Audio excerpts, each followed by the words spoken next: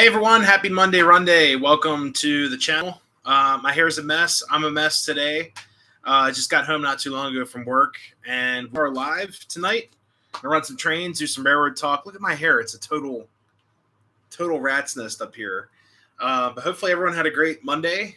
Very interesting morning this morning. Actually took me forever to get to work, but I eventually got there. It's a nightmare, but there we go. I'm just doing the old-fashioned YouTube studio right here to try to get through Monday Runday. Woke up from his nap. Yeah, I was actually – this is crazy. So Chessie is underneath my workbench, like my little test stand I have to build, and I slept on the floor. I did wake up from a tiny nap, just like a little recess, as they would call it, or I don't know. But, yeah, I did take a little bit of a nap, and hopefully everyone's doing great. It's a little toasty up here, but I was able to get here in time to cool this room off and all of that. So I got a lot of people coming in. But, yeah, I want to thank everyone for stopping in so far. It's been a day. It's been a very interesting day. But we have brought a 40-ouncer with me. I got a 40-ounce of water. Woohoo, party it up. Let's see who we got in here. I saw that we had Brian Rock. Hey, how's it going? Peyton Taylor, welcome. Doing all right. It was just a, typical work day, typical Monday, all that fun stuff. Brian Cahill saying hello. We have Jamie in here modding for us. We also have Scotty. How's it going? Scotty, not to get confused from my other Scotty account. No worries. There's Tom. It's funny. I just got off the phone with Tom because we were talking about fixing the N&W 612. Everything was working. It went around one final loop. As soon as he hung up on the phone, it stopped chugging. So I was going to run that tonight. I got some other stuff for you guys that we're running tonight. But yeah, I'm not running the 612. I got to get that 612. Needs a better switch or something. I don't know. It's a goofy little engine. Anthony, how's it going? Hello. Milwaukee Road, what's going on? Welcome. Let's have Nomad Empire Builder. Hello. Peter Rothwell, Brian Rock saying hi to everyone. Dale Hudson, very cool. We also have Chris from Nathan 5 Chime. Welcome. Let's see. Run the RDCs. We will run the RDCs. Got Randall Ellison sending me pictures of a train going by. That is too cool. Here we go. Well, it's kind of hard for you guys to see, but yeah, that's awesome. Thank you so much, Brian. Actually, hold up. Randall, I'm sorry. I get confused between all you guys sometimes in between. It's been a day, but yes, thank you so much, Randall. I know you're a driver and everything. That is just so cool with BNSF right there. Looking for the part number. Thank you so much. Yeah, we got to get that 612 working right. So guys, everyone in here, I've been dealing with the 612. It has just been such a pain. I've been doing everything right. The wire looks like superb. I could sell it. I would look like a repair stand did the work. Everything is correctly soldered, shrinked over top, no shorts or anything. And I got the magnetic switch working perfectly fine. All of a sudden, it just cuts out. And I was like, what the heck is going on here? The Reading T1 does mess up on the curves. Uh-oh. Oh, man. But yes, we're looking for the part. Reading Railer. Hey, how's it going? Hey, if you need a J-Class, I have a Williams. I have, it's funny, I actually have that, the Williams 746. I have one of those. It just doesn't run as nice as the Lionel. It doesn't have enough, weight to it. I don't know how to explain it. It's a little bit bulkier than the 612. It needs traction tires and some other stuff for. Hey, Mr. Shades Trains, welcome. Send you the photo of the location. There you go. Yeah. Too tight. Yeah. That is a cool picture. Now, it's funny. Actually, today I caught a freight train. It was actually really, really cool. So let's see. Yeah, I don't have it on here. I was going to upload it this afternoon, but I did catch a mixed freight at work today. Did not get yelled at for filming trains as I did the one time. That was ridiculous. Doing well. That's good. Mr. Shade's train's got a bunch of emojis that won't load and a smiley face with a train. That's all I need. Smiley face with a train. Here, let me move my chair up a little bit. There we go. Look at that. I'm in center frame. Everything's going great. Tonight, I actually have some really cool pieces I haven't ran in a while, motive power-wise. I got the Pennsylvania 1361 on the inner track. And then on the outer track, we're going to be running the 624, which is right there. Look at that. She's right there. She's ready to go. Little CNO 624 post-war. That thing is a beast. There's a chassis cat. So yeah, 624. I actually fixed that up 3 years ago. 3 years, 2, 3, something like that. It was actually purchased at a train show, and the whole inside was roached. And whoever ran it, I know some of you guys love your Super O track. There's also like Super K track, which is K-Line's version of it. It's got the real thin center rail. But whoever had this, they ran it on Super O.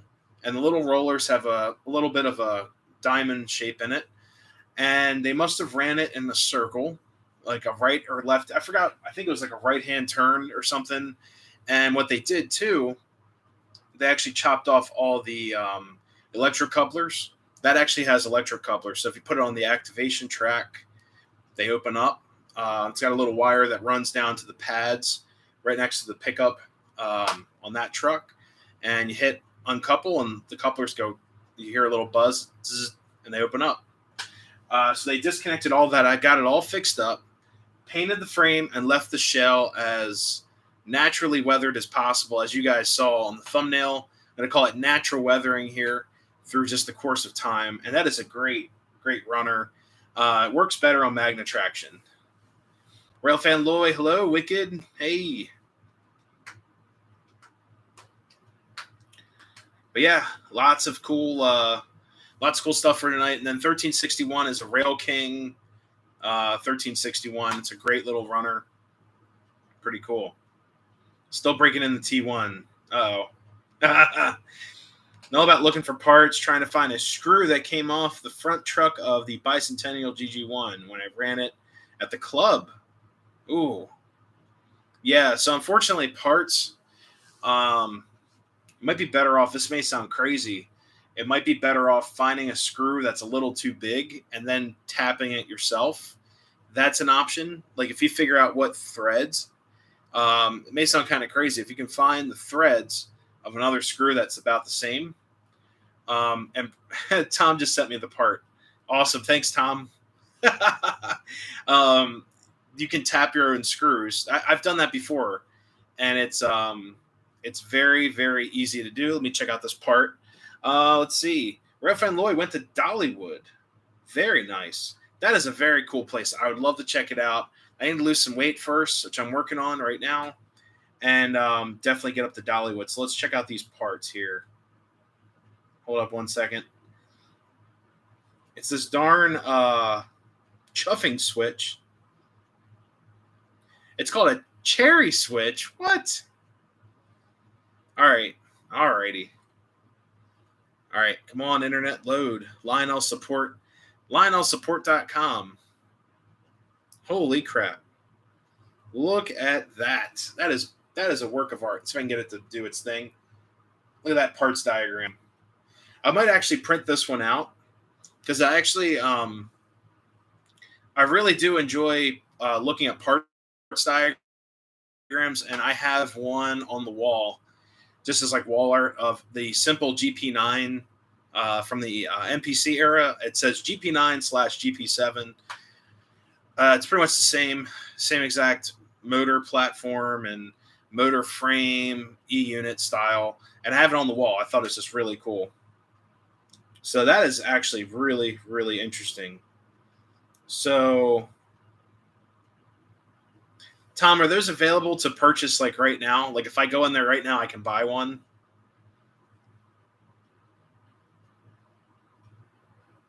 gasket, smoke unit, exhaust tube unavailable.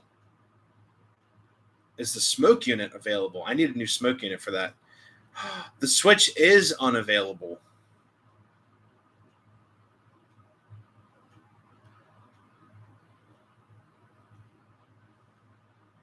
It says cherry switch unavailable. Of course. That's my luck, right? Honestly, the problem with my unit is that I believe oh, here he goes. Yeah, it's unavailable. Of course. I think the problem is with what's going on. So guys, I have the 612. It's on my it's on my desk. I'm not bringing it over here. I'm tired of lugging it around. It works. It sounds great. It works pretty well. It's just the little things like the add-on stuff, like your chuff and smoke, your effects stuff. The rail sounds are great, honestly, for like 1999, 1998. It sounds great. It's just that little switch. I worked in here all last night until about 2:30 in the morning, putting it back together for today's stream. And it seems like once they get up to a certain temperature, the switch just cuts out. So maybe I need like a high temperature switch or something. I don't know. Or get it away from the frame. Maybe it's picking up too much heat from the circuit card. That might be another option to do. Just float it over top the magnet. That's another option. We'll have to see. Turn the volume off to hear the crew. Oh, no worries. Railfan Roger, what's going on? 611, 475 in the shop at Strasbourg. Oh, what are they doing? Hey, George, what's going on? Florida Railroad Dog. Welcome, welcome. Yeah, it was awesome. Opening that engine up for like the 20th time to try to get these parts working. It's been a nightmare. It's been an absolute nightmare. So I'm at the point now. I don't know what to do. Other than find these little cherry switches or whatever they're called. Maybe on eBay I can find one. That would be very helpful. Tom messaged me again. Let's see what we got. Look up the part number if it's available elsewhere. I'll do that tonight. They're arming the Fred. Make sure it's reading properly. That's important. Yeah. If your Fred's dead, I mean, that will stop a train. I believe, Randall, you might know this, and a couple other guys in here that are railroad affiliates. I believe if a Fred dies, it might stop the train because of PTC, positive train control. I believe that is all part of that system. So if the Fred dies, your train dies too. 2 iron horses of the N&W, East Strasbourg shops. Yeah, they're cool little engines. Well, not 611's a big engine, big girl, but 475's pretty cool. It's interesting. I know the guys at Strasbourg, it's not their favorite. But yeah, it's definitely a cool engine. Any steam engine, in my opinion, is a cool engine. You don't really see a whole lot of steam anymore. I saw steam all weekend, but, it's pretty special seeing 425. That was too cool. They stuck it on the motors to test it. Cool. NS had a derailed industrial switcher and derailed in Columbia, South Carolina. Oops. Wasn't me. It wasn't my train. I didn't do that. Yeah, if Fred doesn't work, they'll have to get another one before they can move. Yeah. Yeah, because they have, I think they relay information back to the head end for like your brake pressure and your air pressure. I believe it also does like any defects like in the brake system. It can kind of pick up blips here and there. It relays a lot of information to the head end. Also, I think it can do your speed as like an auxiliary. There's a bunch of stuff. Someone talked about it at the Reading Railroad Museum. I ended up talking to one of their volunteers about the Freds, and he said, oh, it can do all kinds of stuff. It's pretty cool. 90s whistle is extremely loud. Yeah, 90 does have a very loud whistle. I will say that. 90s whistle is very, very cool. There you go. Yeah, Freds have a GPS. That's what the gentleman at the Reading Railroad Museum was saying. He's like, it can do everything, and it can track where the end of the train is to help. Like, it's all related to PTC, positive train control. Greg T, what's going on? Welcome. Favorite railroad is Cumber and Toltecs. Cool, never heard of them before. At least you can hear the ghost whistle. Yeah, the ghost whistle is pretty sweet with 90. 475, if you get the hoot whistle on there, it's not as fun. 611's whistle, it just kind of sounds like, look, I wouldn't buy, I'll tell you guys this, I'm not insulting the J-Class engine. I wouldn't buy one if I didn't like it, but I will say 611's whistle kind of sounds like gurgling, like you ate too much Taco Bell and it's either going to come out the attic or the basement. That's what 611's whistle sounds like, in my opinion. Yeah, that's just the basic way I can explain it. It's not the most appealing whistle. It's very low pitch. Very interesting. New friends have GPS. Yeah, read that on. Saw a whole bunch of new ones at the depot. Very cool. Still in the box. Hey. Colorado narrow gauge. Very. I know there's the oh god, what's that one out? Rio Grande. That stuff out in, what's that? Is that in California or Colorado? I forgot where it's at, but I definitely want to check out that. The Rio Grande Western, they run all the narrow gauge stuff. That is just such a cool little railroad. That's an unpleasant thought. Yeah. Oh yeah. But yeah, guys, also tonight, I forgot to mention, we'll be running the new Bud liners that I picked up. They're really cool. And there you go, Durango and Silverton. Okay. Yeah, they're actually, Milwaukee Road, thanks for mentioning that, because there's actually a really good video on YouTube from their engine staff hustling up the steam engine, getting it up to temperature, getting the boiler pressure up, all that stuff. And they show you how to fire up a steam engine, even like the lubrication part. They're using pneumatic air tools, getting her all juiced up of oil and dinosaurs, so she runs nice and smooth. It's a really cool video. If you ever want to learn how to fire up a steam engine, learn some terminology, check out the Durango and Silverton's How to Fire Up a Steam Engine video. Even though it's narrow gauge, look, it's still the same principles, the same exact hardware. They use hydrostatic oiling systems. So it's like very, very old school, basic. I believe, I want to say 90 or 475. I think it's 90 and 89 have hydrostatic oilers. I think, let me think back. I don't know if 425's got one. She's got the oil reservoir on the side and it cranks. It's a mechanical lubricator, but I think inside the cab there's also a hydrostatic oil system or lubrication system. They show you how all that works, what certain things are called up top. They actually open up the dynamo. One of my favorite parts of that video is that they take off, it's called a monkey tail, and it's where they connect the auxiliary steam line off the top. And it also is able to, I believe you use it basically for the overflow of the boiler. You close off the monkey tail, but you can actually power tools off of it and stuff. When they go up there and they crank, or they open up the valve for the dynamo, they actually open it up and you can see the two brushes there generating electricity. It is just really cool. Oh, Tom found parts. eBay. Oh God, there they are. There's the parts. All right. Let's see this. Let's see how much these parts cost. I got to fix these 612s, guys, or the 612. $20. $20. Oh, for 10 units. Whew. $20 for a switch. Oh, God. 401. Tom, is that the part number?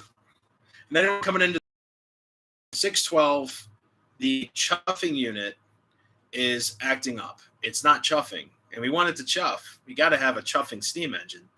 So I put a magnetic switch in there. The first one shorted out. The second one was dead on arrival. The third one, I believe it's shorted out from heat. So we need one of, I don't want to show you guys my eBay account here, but we need this switch right here. And it's tiny. There you go. Kind of see it. That little baby switch. And all it is, it's a, they call it a hinge switch. That's the official term. And all it does is the bottom of it closes, and that's all it does. It does that. It closes and creates the chuff sound. It sends that little signal back to the tender to go. That's it. That's all she does. Still a train. There you go. I love narrow gauge. I've never seen any narrow gauge in person running. I've seen models and replicas and cars. That's it. Colorado, Rio Grande, and Western. Where'd Tom go? Hopefully he's still here. I need a confirmation. That's the part. I'm about to spend $20 on a part. Urgh. It's all about the hobby. And $6 shipping. All right, whatever. All right.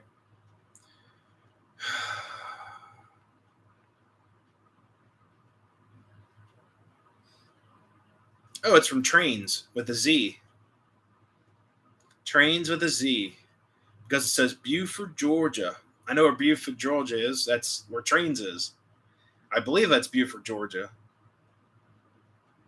Okay, Tom confirmed. There's 10 of them for $20. I told you I'd find something. Thank you, Tom. Thank you, guys. Funkmaster, how's it going? We also have Gus. What's up, brother? Edward Berg. What's up? How's it going? Did I miss anything? Iron Horse Productions. We're talking about my 612. We're buying a hinge switch or cherry switch, according to Lionel. That's what it's called.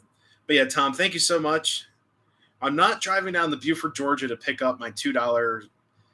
Well, okay, so it's going to cost me $2 to pick it up. That's ridiculous. So if I ship it to my house, it's going to cost me $6. But if I drive to Buford and pick it up, it's going to cost me $2 to pick it up. I guess it's ship or handling, whatever. All right, let me buy this switch.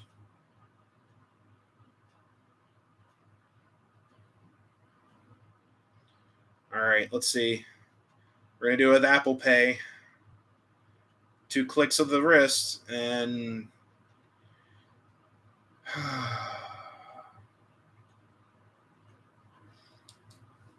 all right, $26.82 or $26.82 later, we have 10 cherry switches arriving. Even though I bought a ton of other switches, I just could not find that part number. Oh my goodness. What'd I do for this hobby, guys? Save the seller. I already have the seller saved. It's Trains. It's obviously Trains with a Z. Trains with a Z. I could have used, if Dockman comes in later, I could have used Dockman's code. Whatever. I give up. Guys. But Tom, thank you so much. Hey, Rob412, how's it going? 26 and 3/4 big ones. Yeah, that's dinner right there. That's dinner for myself. That's a whole Taco Bell run right there. Going for some cherry switches. Oh man. But thank you guys for staying with me on this one. This has been a journey. Your order is in. Why, thank you. It'll be here in, what's today? Today's the 11th. It says it'll be here between the 14th and the 18th. Usually, I will say this, guys. If you ever bought anything with Trains, they ship in like 2 days. Like the order is probably, well, it's past 8 o'clock. Yeah, it's almost 9 o'clock. So tomorrow morning, they're going to type it up, and it'll be here probably by Thursday. And Tom just texted me. He's like, you could have just used a discount code to get $10 off. I know, but support a local business. I mean, Trains is technically a small business. They do a lot of good business.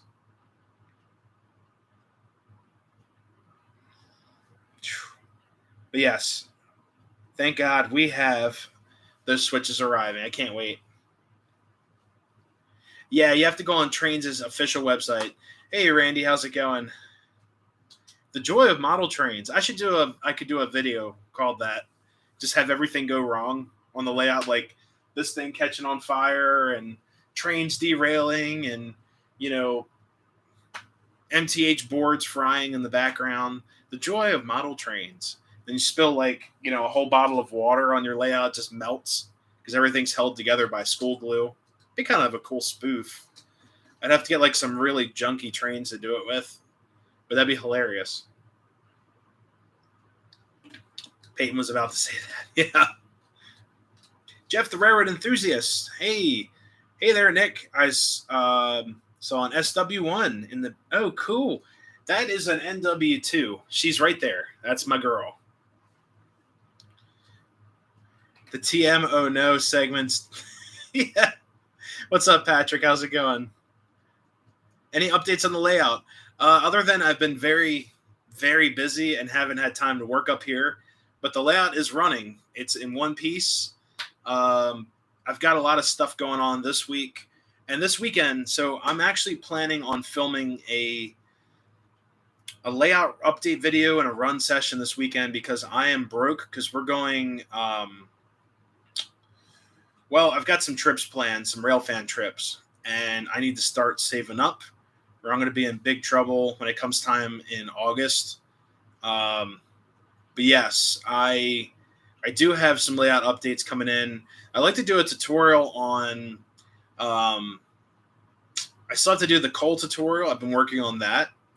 And then also I've got some new, I think they're new. They're Lionel telephone poles. I bought another set of the telephone poles so I can rig those up with actual string in the layout. But I need to find a good place to do that so the cats don't mess with it and all that stuff, you know. So we're all here to help each other. We love this hobby. Exactly. Yeah, sharing is caring, especially like rail fanning. I don't like rail fanning alone, not only from like a safety standpoint, if something were to happen, but it's just more fun. Like going rail fanning with friends or, you know, hanging out with friends at a railroad. Even this weekend, I met so many great, you know, rail fanners and I don't want to call them foamers. We'll just, you know, it's whatever. We're all in this together. The respectful ones that I met were just so much fun to talk to. Met so many great people, and it was just such a great experience. Now, the guys that stand in the gauge and, you know, say 4-letter words that are not family friendly, I will call them foamers because that just totally taints the hobby, like for everyone. It puts a bad taste in everyone's mouth. The engineers, the staff, they don't like that stuff. Just, you know, the guys that are respectful, just enjoy the trains going by. They film.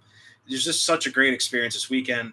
Everyone was just very, very nice to one another and met lots of really cool people out there as well.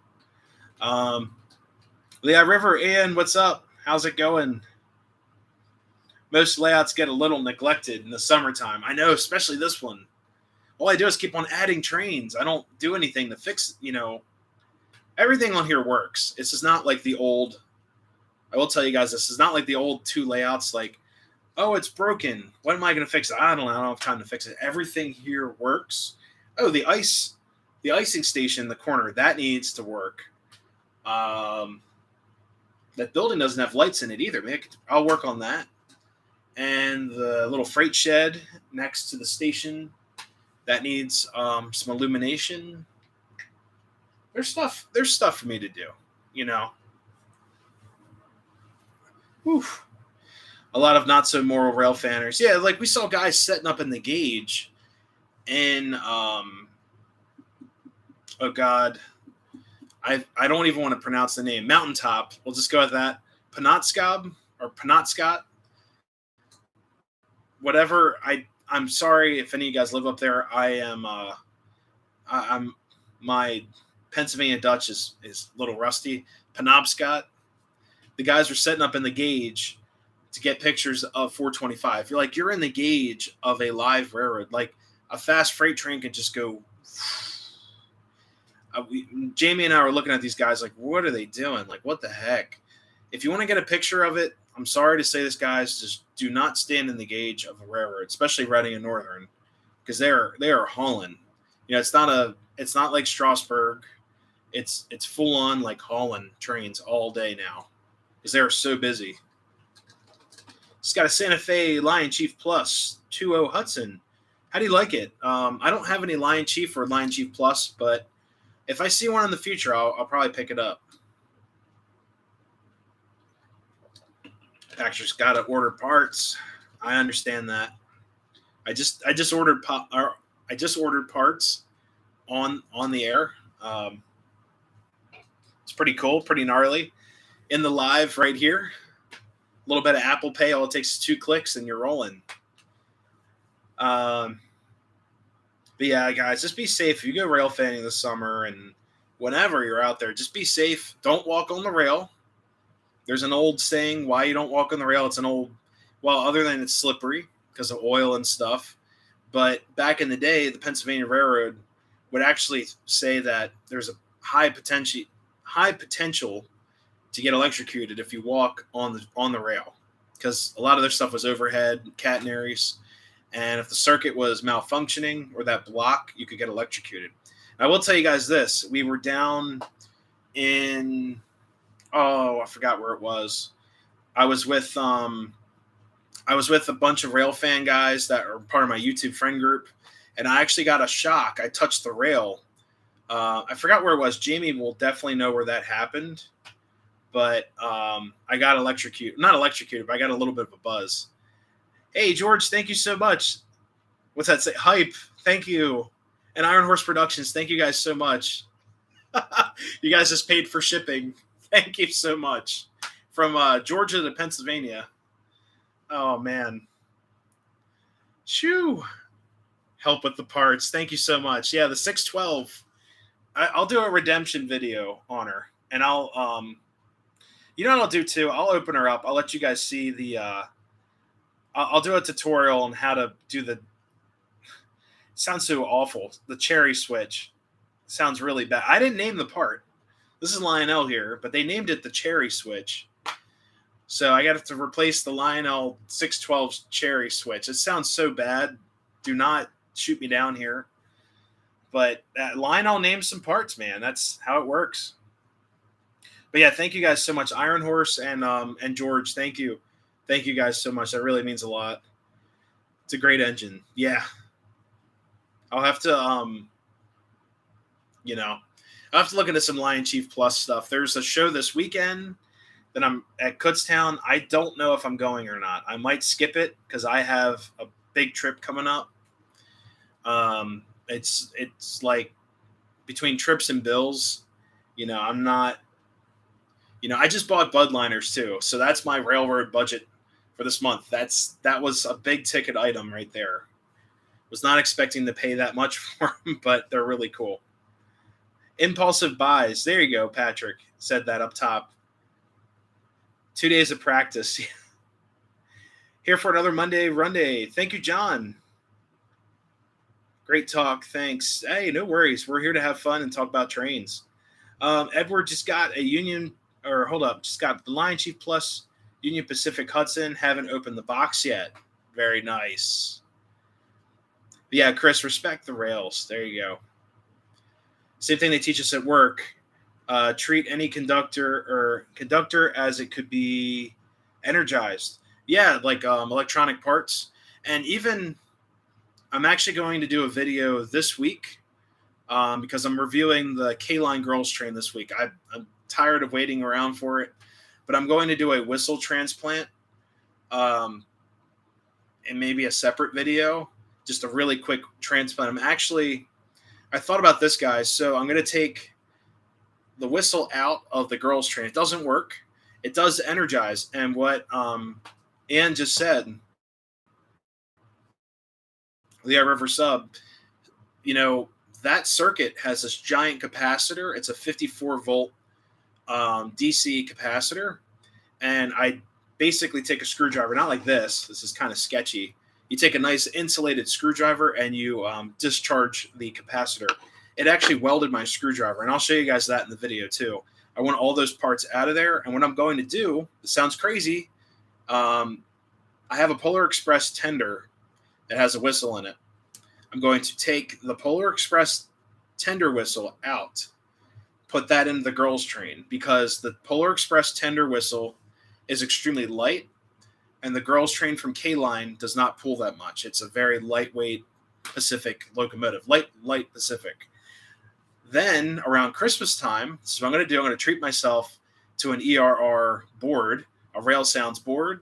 I'm going to put the Rail Sounds board in the tender of my Polar Express, creating a Rail Sounds tender, if that makes sense. So I don't take anyone off with that. That's what we're going to do. I'm going to transplant one to the other, and then they'll give me at least 3 months before Christmas time to put the Rail Sounds tender all together. That'll be another video for you guys, but I will be doing that ERR conversion maybe before Christmas, maybe at like the end of August or so, depending what fundage I have left for my trips that I'm taking, but we'll see. I thought that was a really cool idea.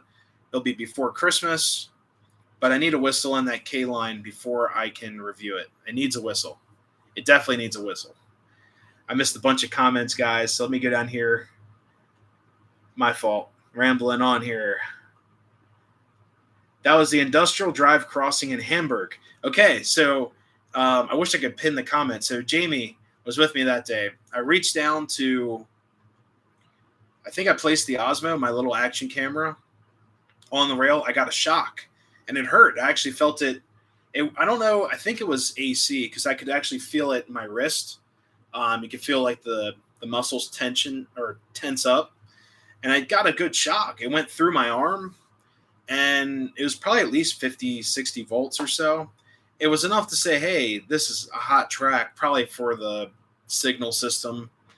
It wasn't pleasant. I'll tell you guys that. It kind of hurt. Hey, Randy, thank you so much for stopping in. Have a good night. I'm sorry if I missed you, but have a nice night at work. Here we go. Saying goes a little bit help. Yeah, Iron Horse, thank you so much. Hey, $1 in these days is $1. That's, we don't even have dollar stores anymore. It's the $1.25 store. So yeah, a dollar is a lot of money if you look at it. But yeah, thank you so much. Got to be careful is probably the voltage for the crossing lights. Yes, could have been like a bad ground or something. That it did hurt. It was a little bit of a zap. Cherry switches and keyboards and other types. Yeah, I guess if it's a non-membrane keyboard, mechanical keyboards, hear the crunch, crunch, crunch. I love that sound. I hate the membrane sound, like my keyboard here. It's like tap, tap, tap. I like mechanical. If you're going to do it, make it loud. Let's see. All right, I'm all caught up on comments. F40 District, welcome. Welcome to the channel. So I commented here and there. Pretty cool. I like that name, F40M. That is a cool locomotive. Fun video to see. Yeah. Jeff, I am going to do a mini Christmas tree. Probably. Oh. You know what? The Railfan Park. Great real estate for some Christmas lights. I'll get a little Christmas tree, and we'll do a Christmas tree lighting ceremony, maybe during a live stream. Be kind of fun. Set some Christmas characters. And my buddy DB Tech, I think he sent me a care package. He gave me a little ceramic Santa Claus with a list. It's really cool. So I can sit him in the Railfan Park. Be awesome. Be really, really cool. That'd be fun. Yeah, I just K-Line Girls Train was when I got the daughter when she was born. New release at that time. Yeah, I think it's from, I don't know, like 2004, 2005, something like that. It's not too old, but it's in that weird period. It wasn't like the K-Line yellow box. It was still the black box, which is right here. Like these boxes here. This is the box for the Reading caboose. Same style boxes. So this is from I don't know. I don't know in here.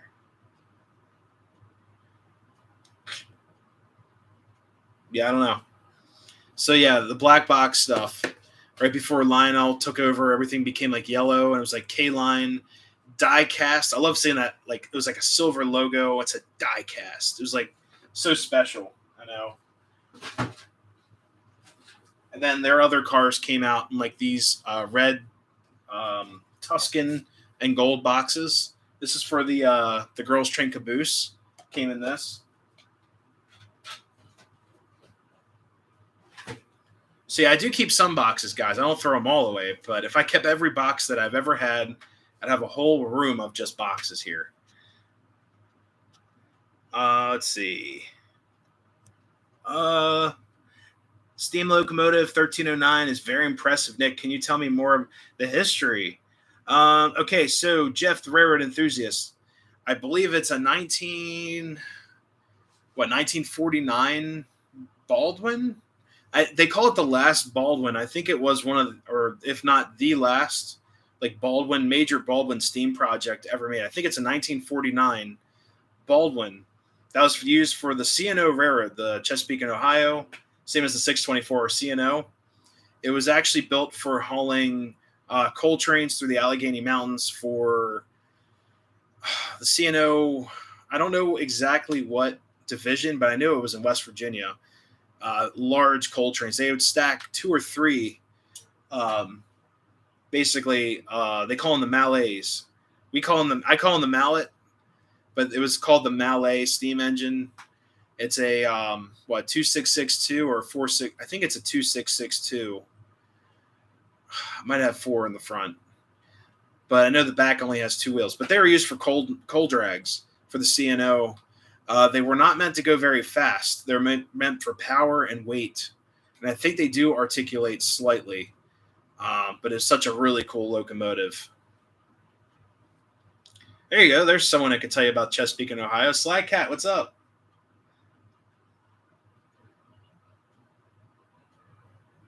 Ah, 2662. Thank you, Tom. All right, let's see what we got here. Rebuild date 2014 to 2020. So 1309 was actually 2662. Okay, I knew the trailing wheels were 2s from West Virginia. Okay, there you go. Good old K Larks, K line using Patrick. So the girls train is actually, I believe it's a Mark. I think it's a 666 Mark steam engine, or Marks. I actually want to buy one and put them next to each other. It'd be really cool. They're not that expensive. They're like $200 or something, but they're getting hard to find. Anything Marks. 333. So look, double the value.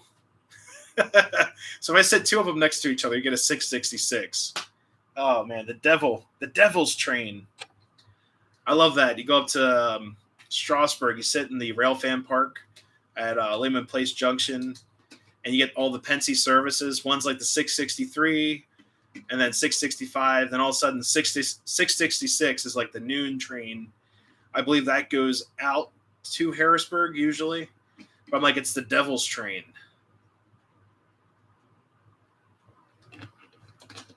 But yeah, that's the Malay is very impressive. Has a very particular sound to her, and I remember seeing that locomotive. The 1309 was in Baltimore for the longest time, just outside in the elements. And when I saw her as a kid, it just snowed. I think it was like 2000. I want to say it was like 2008, 2009. We had a decent snowstorm, and there was snow inside of the cab everywhere. And my dad and I were just looking at this thing. It's like, dude, this thing will never run. There's no way. And they were talking about it here and there, like 1309 might go be restored somewhere. And my dad and I were thinking, oh, it's just going to like another museum, maybe down in West Virginia or the VMT Museum. No, it went to Western Maryland Scenic. And we were like, are you serious? And my dad and I were actually surprised that the Western Maryland Scenic didn't take the F units from the B&O because they're like, these are in great shape. They run. What the heck? But no, they took 1309. And then after that, the B&O Railroad Museum took all of the steam engines that were in the parking lot, except the 2101 they threw them inside the car shop, and that was the last time we ever saw like other steam engines outside. They used to have tons of steam engines outside, but I think they moved them all to the car shop side of the property, and then they have a couple engines sitting in the parking area behind the car shop. You can't get to it; it's not accessible unless you like, ask them politely if they want to get in there. But yeah, lots of cool things about the 1309. Really cool locomotive. Born on the 4th. Oh, new grandson. Oh, that means more trains. Hey, July 5th. Very cool. Congratulations.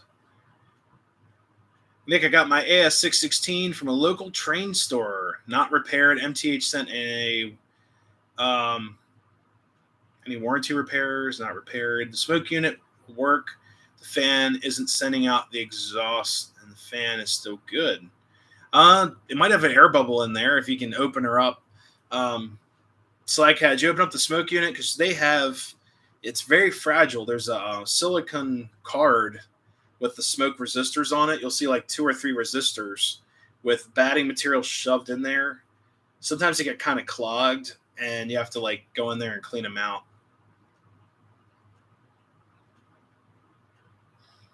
Major overhaul done. Yep. Yeah, Western Maryland Scenic. Went out there and filmed it twice. It's awesome. Very cool locomotive. I filmed it the second day in revenue service back from the dead. They did do a bunch of test runs. The whole place was crawling with rail fans. But it was on January 1st. I will tell you this. The first test, full built test, January 1st, I think 2020. Yeah, January 1st, 2020. They took her out for a test run. It might have been 2021, but I know it was on January 1st. The only reason I know that because I watched the video recently of the test day, and the tender didn't even have any names on it. It still said CNO. It was like partially cut. Lots of paint work still to do and detailing. Pretty cool.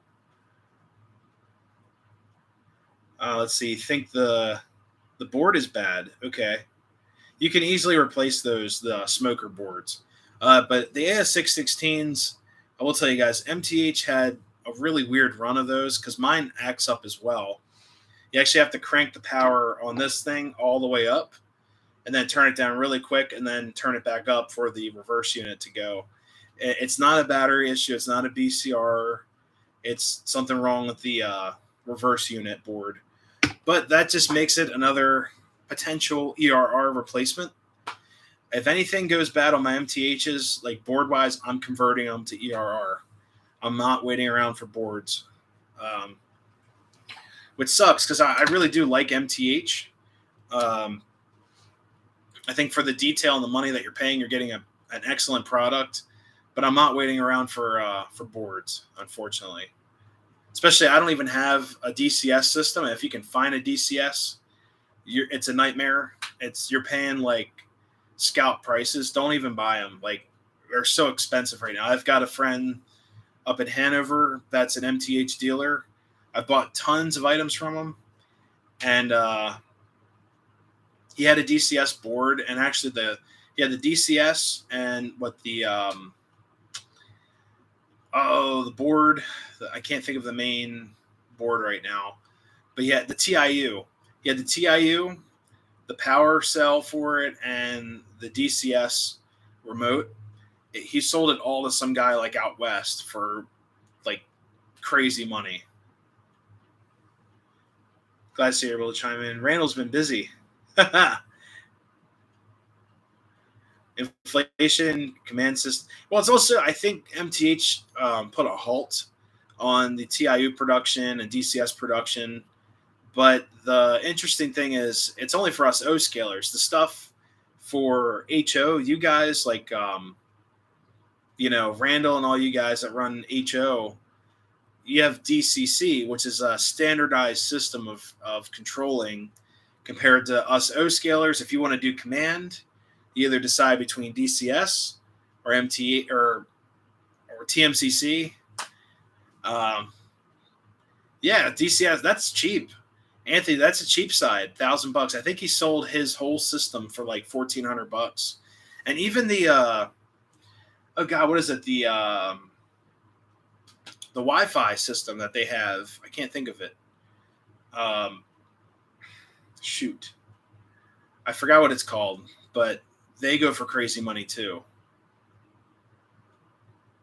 Ordered the new TIU 2 years ago. Holy moly. Sending a few photos of the train. Very nice. I'll have to check those out. Hey, Adam, welcome. The WIU. Maybe getting an ASD 70 ACE for the birthday. Very cool. Hey, any trains for the birthday is awesome. Congratulations. Hopefully you get that. DCS was $250, no Wi-Fi. Wow. Yeah, DCC is like, it's cheap compared to what O-scale command systems are. Unless you want to go with one of these, like a TMCC system, these are fantastic. But we can actually get some trains running here. We're running up to like, what, after 9 o'clock. We haven't even ran a train yet. So track 1, we've got, for a little bit, I'm going to run the old school 624. Inside track, we got the beautiful 1361, K4 Pacific from MTH. 624 is a post-war classic from Lionel. Pretty cool. But yeah, so never get there unit. There you go. That's hilarious. Oh, man. And I'm actually running the outside track. I'm running some B&O stuff, some CNO stuff, some CSX stuff. All to kind of celebrate. I'll tell you guys this. I actually reapplied to CSX last week. Well, actually, last week. When I called them, I actually got a hold of a human over there. It's really cool. She's really, really friendly.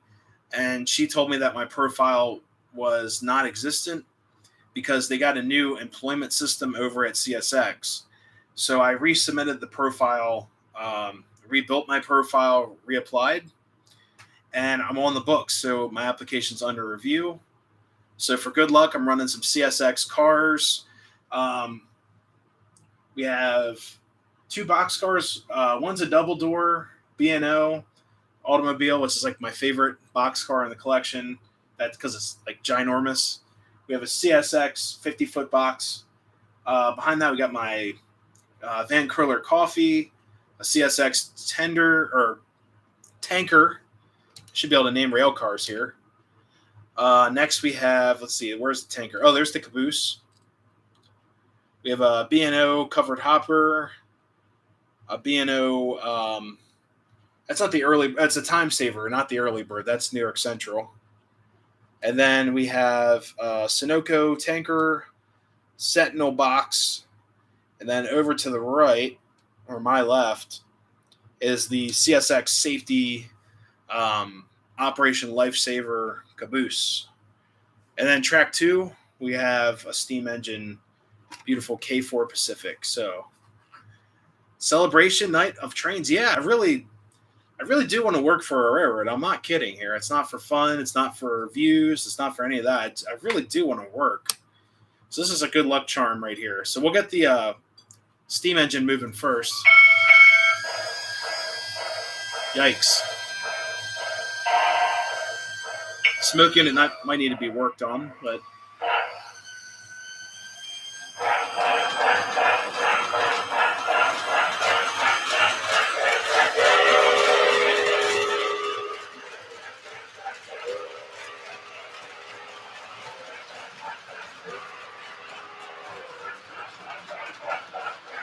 there we go.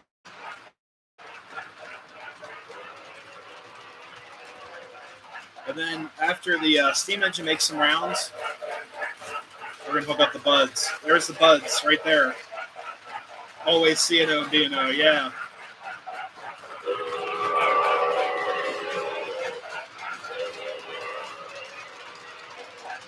Film the daytime version and the nighttime video. Very cool.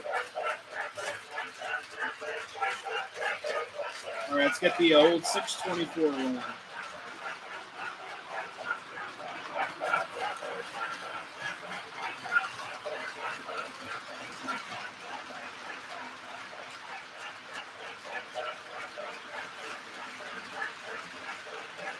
Here we go.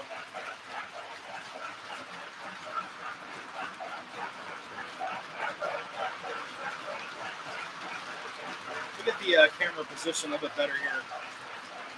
Yeah, we'll run the buds, I promise.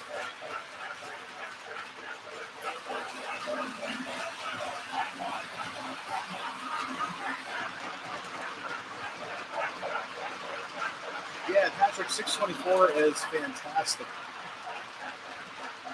It's a great test engine too. There we go.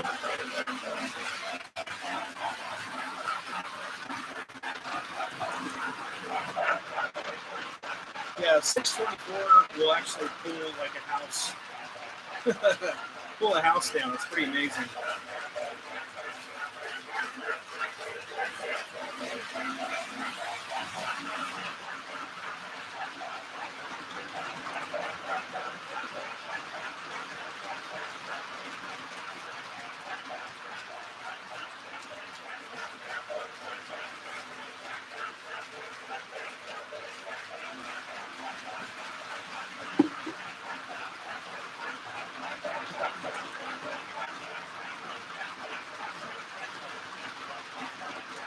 There we go.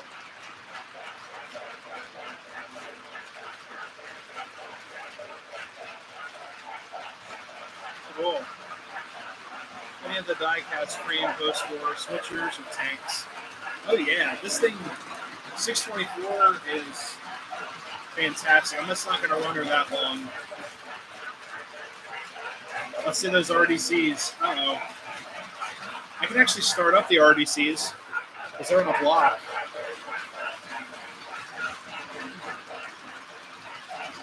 Penobscot Mountain. If I can pronounce it, it was pretty cool.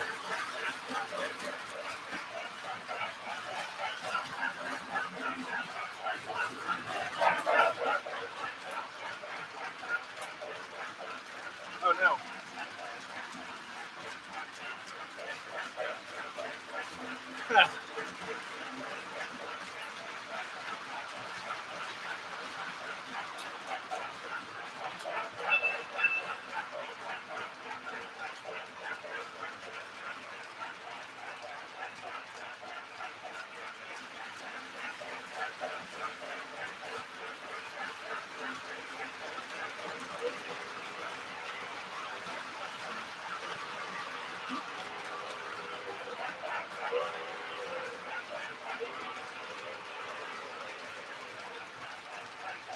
All right, I guess you guys really want to see the RDCs.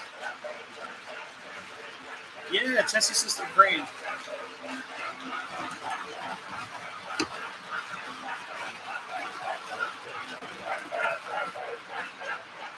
There it is.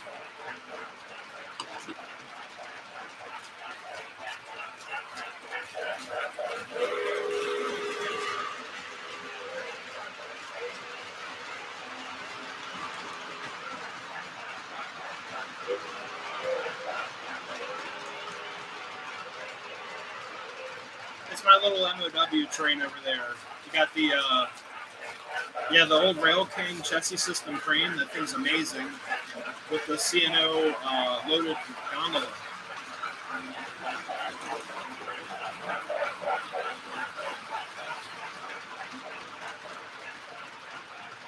All right, I guess you guys really want to see those RDCs. What made you get into O-Gauge? I saw Peyton just asked that. Basically, my dad. So here, actually,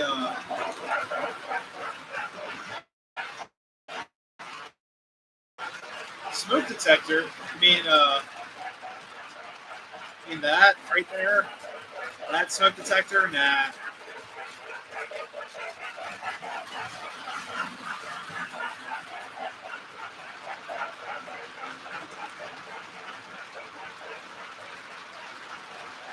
So basically, I'll tell you guys this.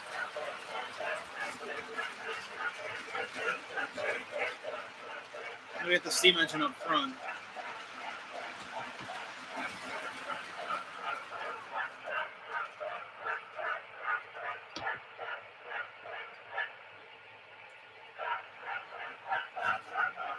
Well, I'll tell you this.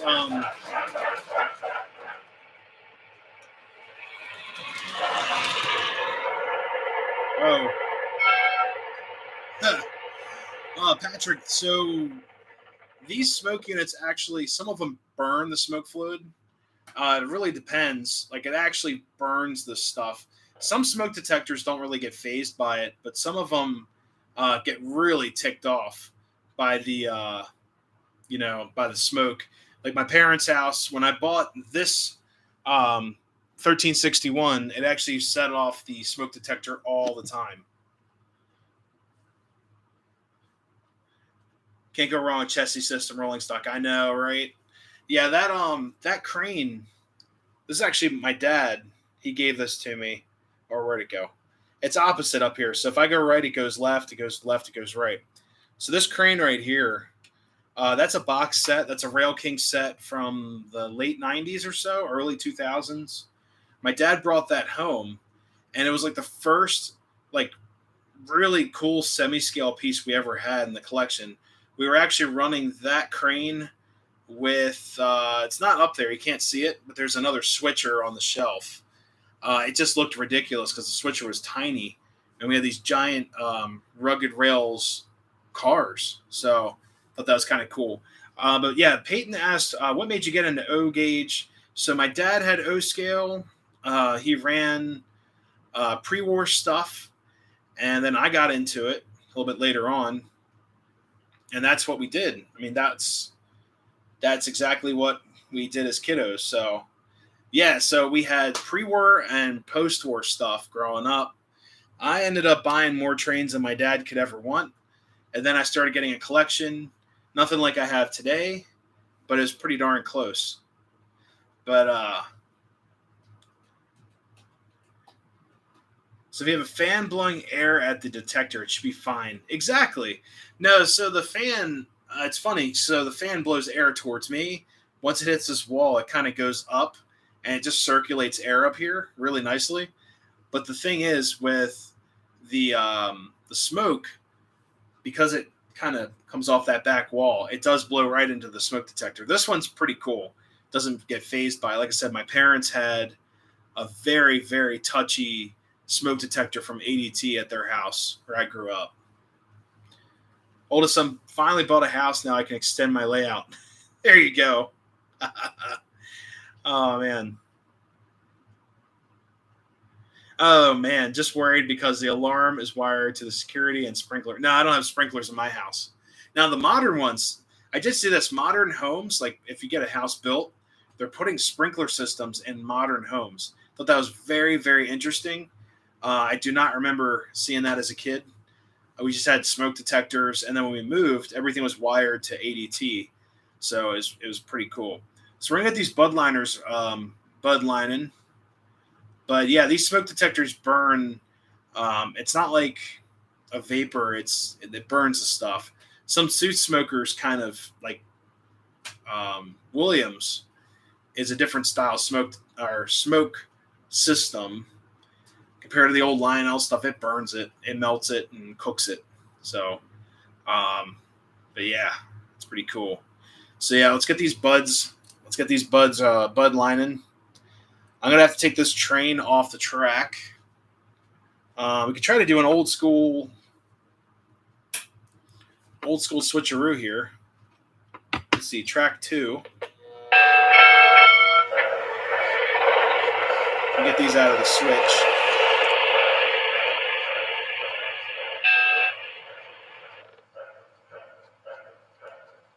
Jesse Cat is behind me. Uh-oh.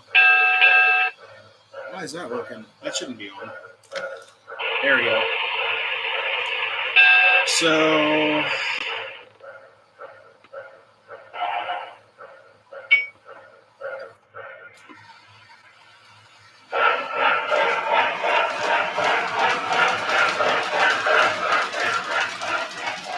there we go. So I'm going to do this.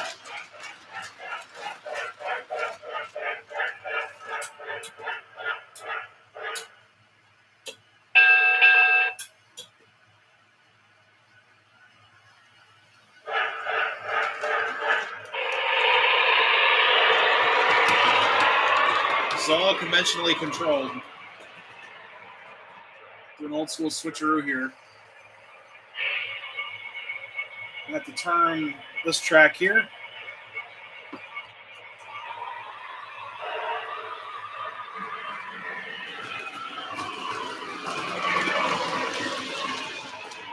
All right.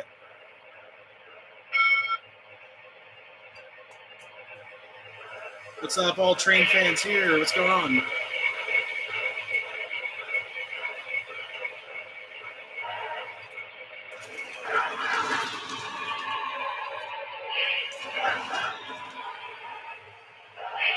All right, let's see if I get the.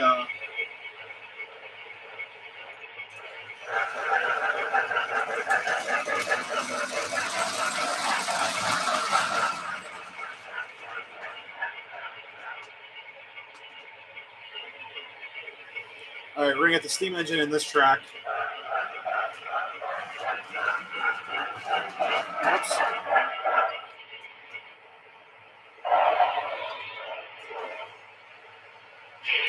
See, show you guys what I'm doing.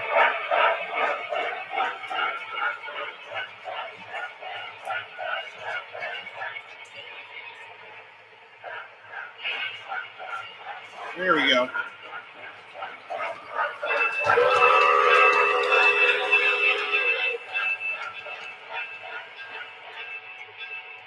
All right, so we got the steam engines in the siding. I'm gonna have to take off some cars here. Sweet. All right, let's see what we can get. I gotta take. Well, we'll leave the steam engine up here. Cool. And I'll just take some of these passenger cars down. Only 3 of them. That'll be fine. Now, it's funny, in the video I did for these Budliners, one of you guys commented that the Bud Car Company specifically said to not add cars to the Bud cars. So it's meant to pull power units behind it only. It's pretty funny.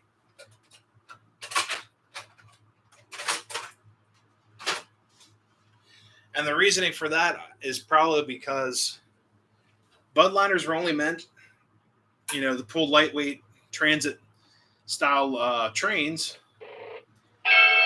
and they only had 300 horsepower.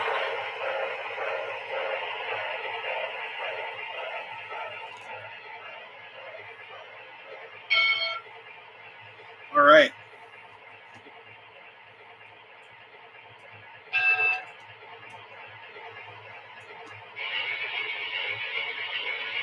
They're like a subway train. So Budliners are diesel, but they're just commuter rail. And they're designed and built for people to get back and forth to work and save the railroads a little bit of money so they're not running a full train. Here we go.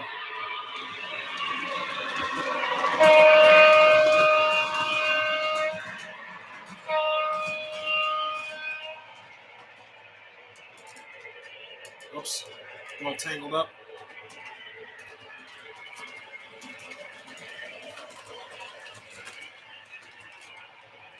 There we go. Got it going through the station.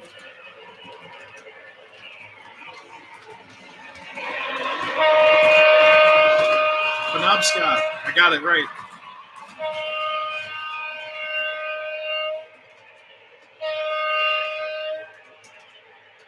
Let's pick up some passengers here. And the cool thing is with the Budliner, I believe you can operate them from either side. Both of these are considered power units. And then Jamie told me this weekend that these have 2 diesel motors. There's one side, and the other side's over here. Underneath, there's 2 diesel engines.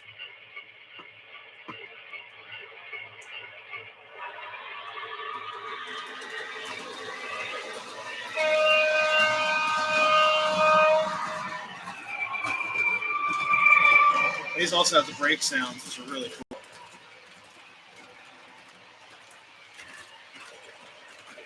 Apparently, they can go up to like 85 miles per hour.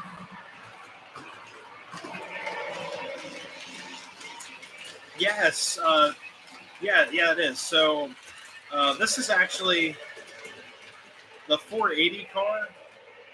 Where is it? The I think it's one of these actually is the jet engine. They called it like the Black Beetle or something experiment. But yeah, one of these Budliners is the one they put the jet engine on top.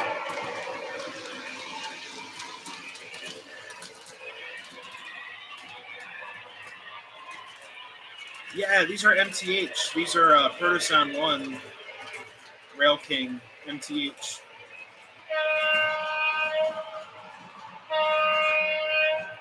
Jeff, yes, I have. It never ends well. Oh, geez. Texas City, Texas. I like Mountaintop. Yeah, Mountaintop is pretty nice. Kind of desolate, very quiet. I really did enjoy it.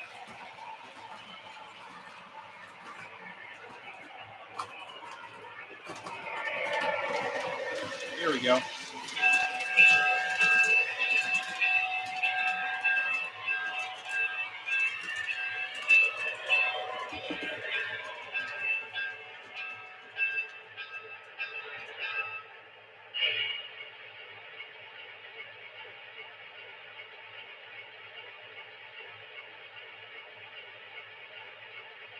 Picking up some more passengers here.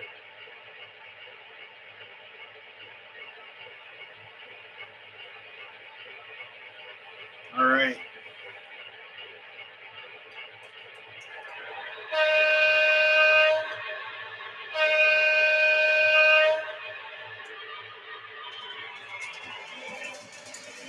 So Jeff, one of them is a non-powered unit. So the one without all the like the baggage doors, I'll point it out to you guys. This is the power unit up front. So when it, well, I need some more juice. More juice. Hey, Engineer Ed, how's it going? 497. So that is this guy right here, M497. So that's the Black Beetle. Lionel did a model of that. Wow, it's pretty sweet. Hey Ed, how's it going?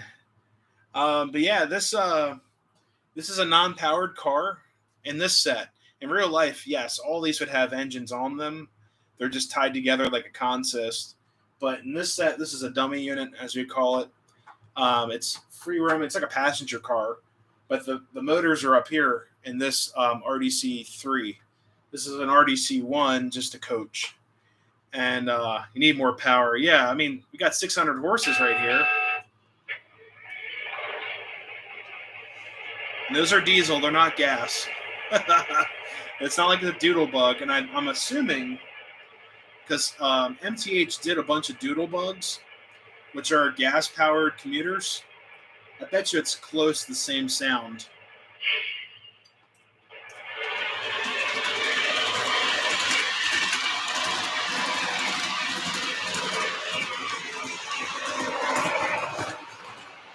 Here, I'll grab the, I'm going to give 624 the night off, because she's getting kind of old. Of course, I'm using a DCS remote. Yeah. I'm actually going to hook up the Atlantic. Why not? We'll get that hooked up.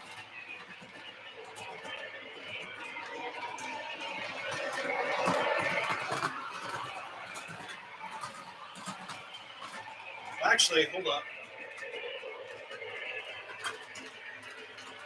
Get this guy rolling.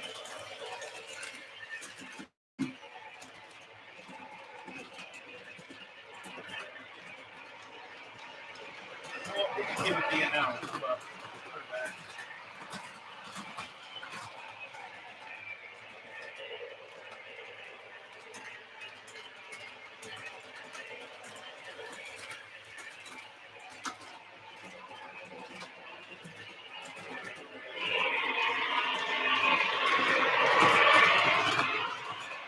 All right, we're going to keep it B&O. So we got the Atlantic hooked up.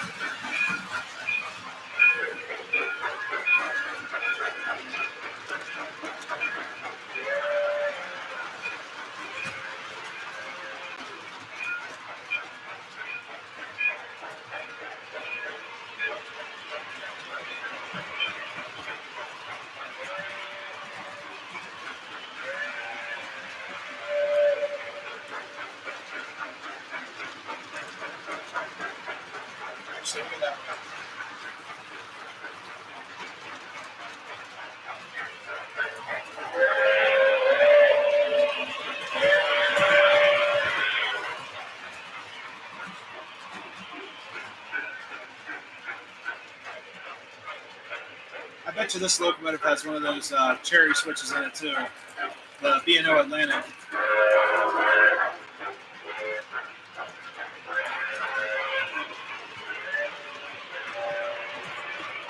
Yeah, they're very similar to the subway sets.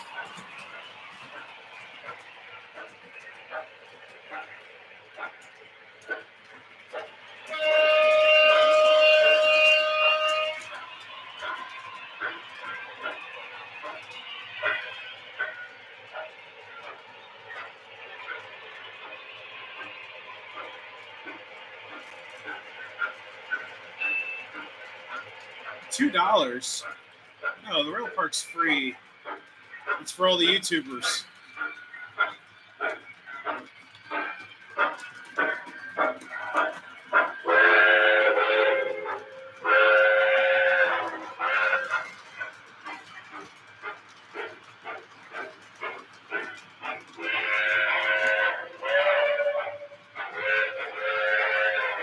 Hey, Greg, how's it going?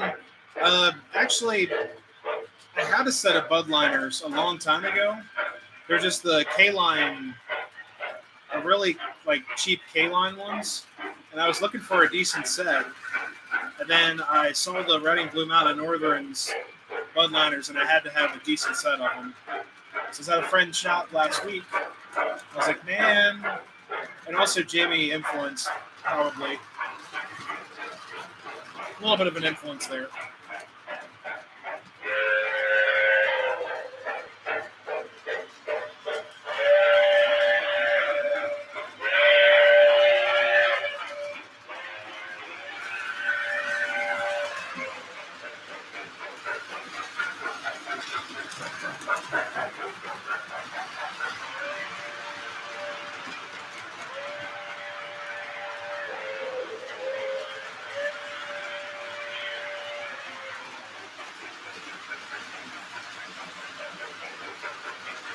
Here, guys, I'm going to turn the lights up a little bit.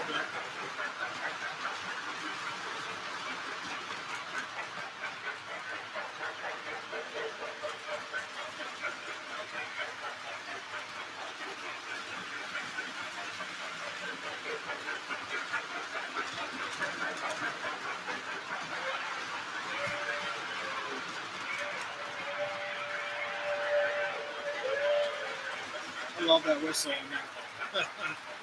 So cool.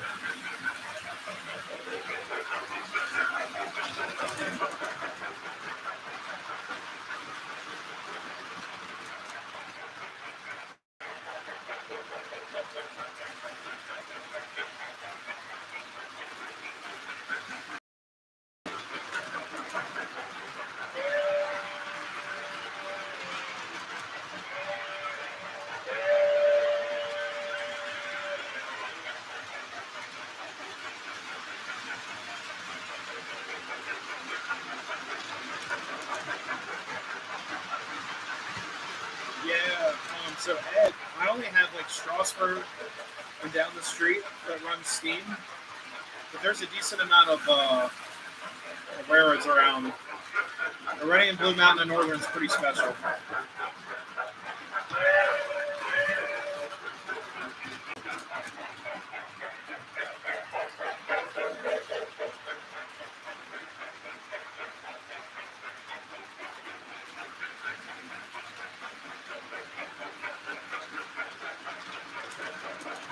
There we go.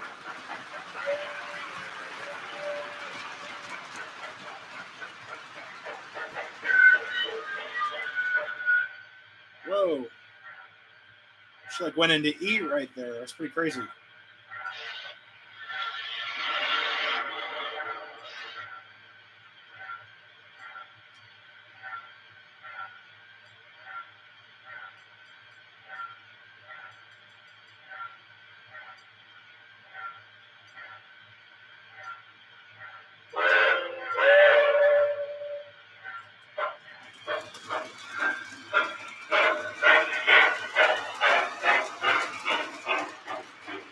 Stopped running them in 1981.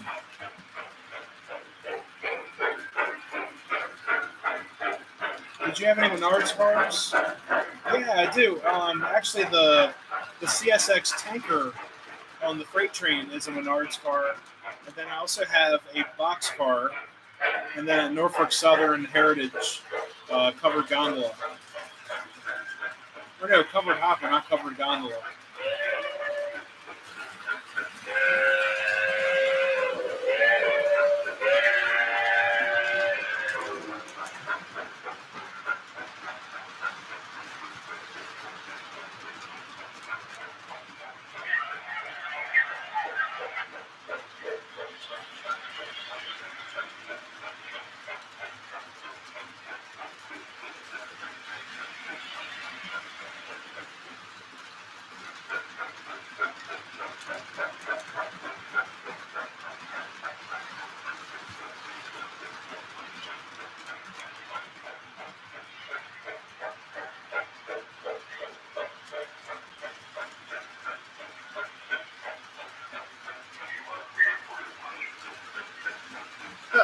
I actually didn't know that engine did that sound. Listen to this. Wow.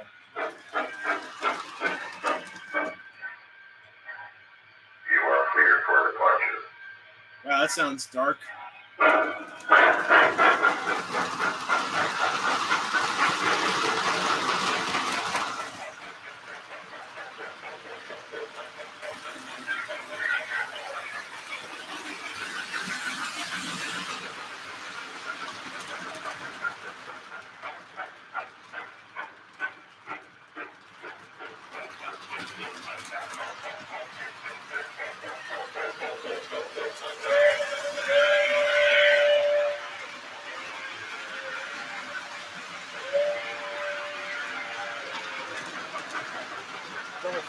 Yeah.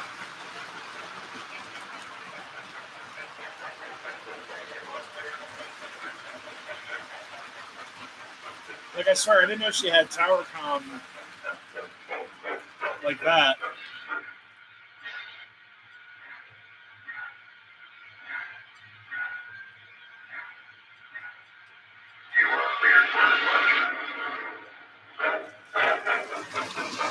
Wow. Spooky.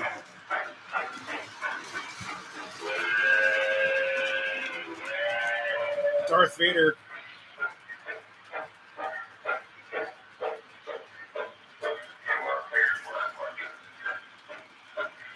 You are clear for departure. All right, let's get the buds running. Now the Atlantic's Lionel. That's a Lionel TMCC.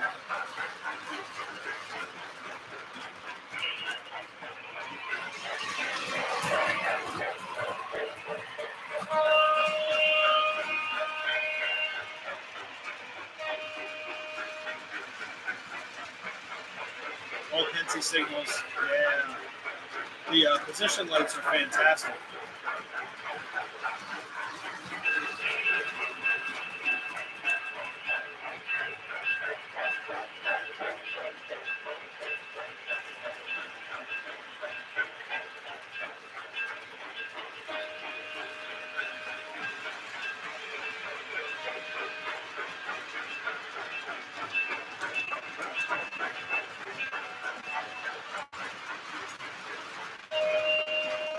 I guess the bud liners are also extremely loud.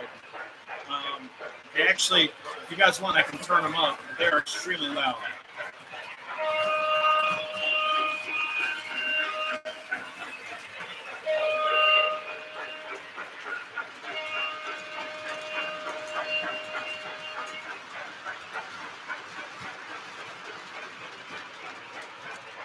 Yeah, I'll crank them up. So, actually, when I ran this for the first time, I didn't realize how loud the buds were. And the guy had them all the way down. I was like, why are they so low? And I cranked it up. Oh, yeah. It's only about half volume. So check this out. Here's full volume with the buds. I know you guys like your trains loud, as do I. So check this out.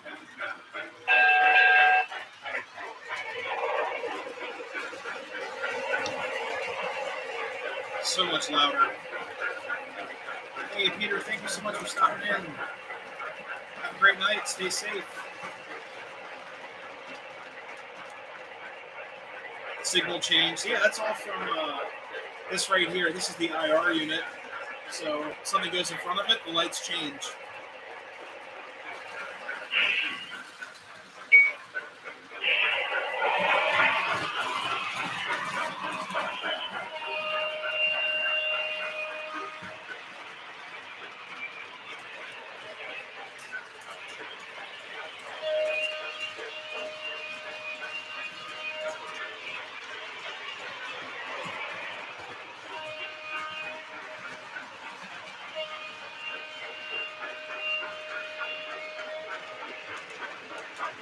Yeah, nice and loud. There we go.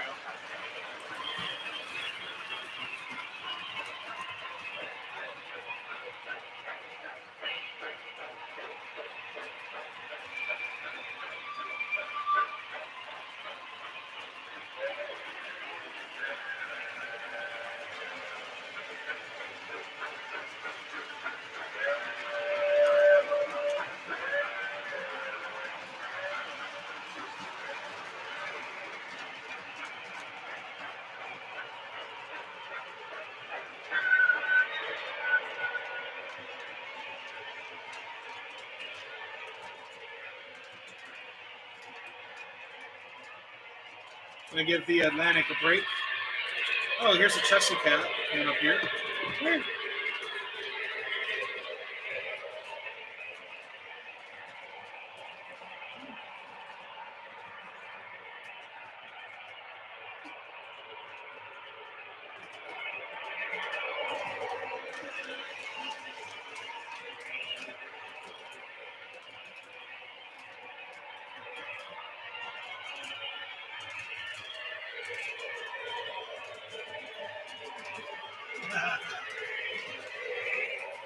There's a Chelsea cat for the night.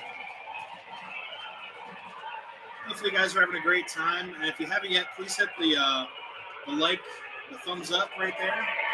It really helps us out. Yeah, Chelsea likes the RDCs. She's like,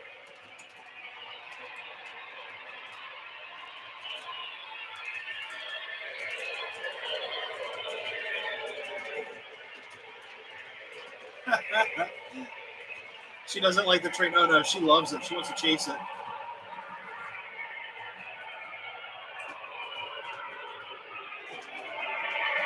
Yeah, hopefully you guys are having a great night tonight. I'm having a great time with the live stream.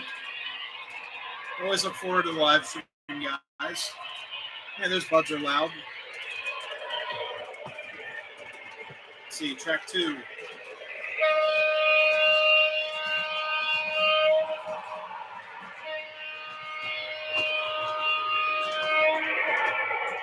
Shoo!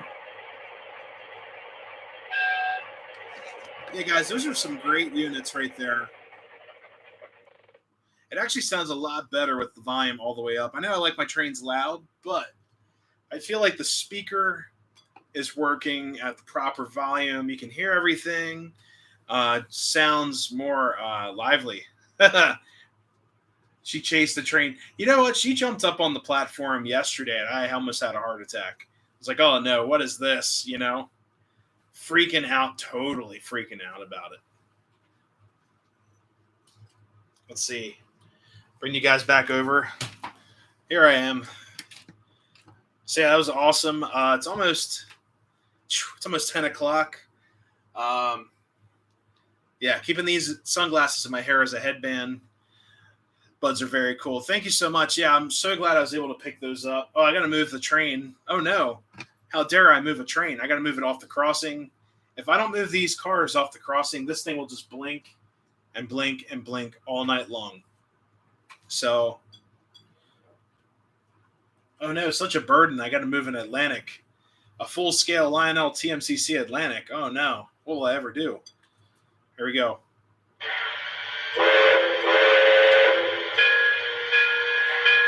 And we'll get Darth Vader to speak for us.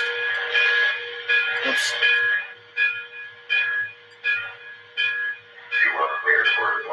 There we go. There's Darth Vader.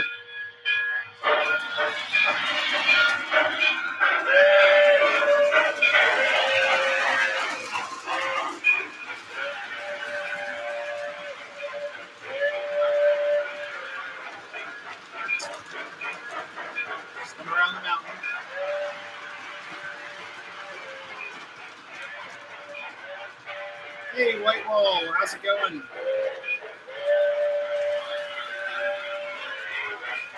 Get Darth Vader to speak for us.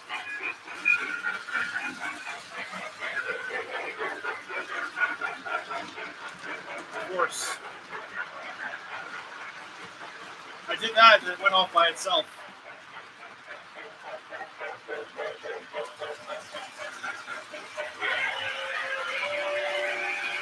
Okay, we'll get a couple more runs of this.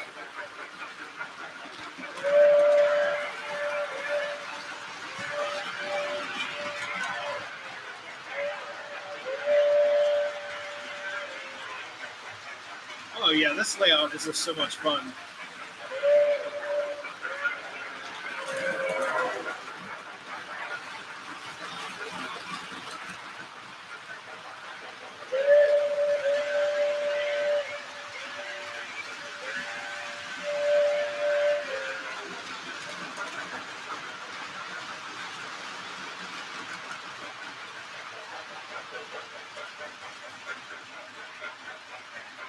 All right, I'm going to calm her down here.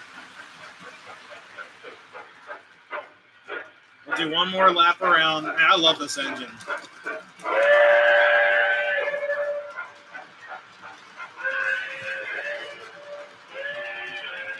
Strasbourg's about 45 minutes, give or take a few.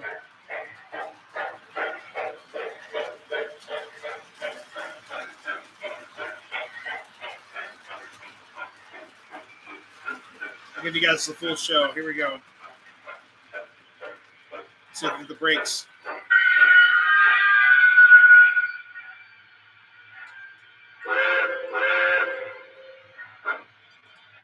There we go. What is the engine? That is a 442 Atlantic class locomotive. Beautiful little baby. There she is. It's got the B&O livery on there, numbering and decal and all that.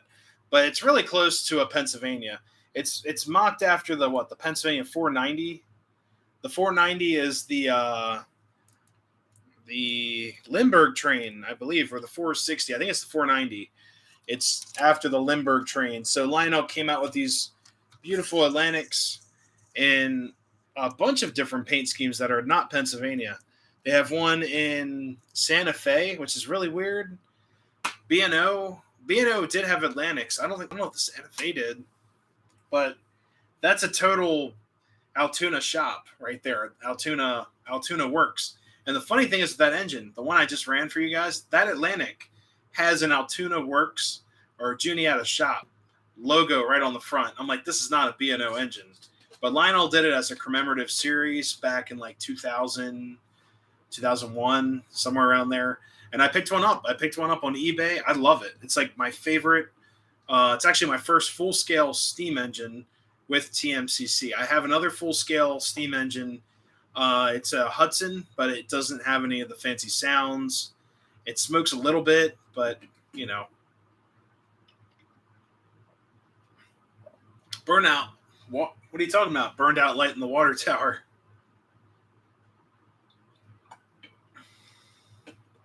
In your water tower. So Tom, I'm running the water tower at 14 volts, which is why you can't see the light inside the water tower. But no, it does anything hotter than 14 in that water tower, the light burns out really quick. Yeah, the blue pipe. There's actually only one light bulb in there.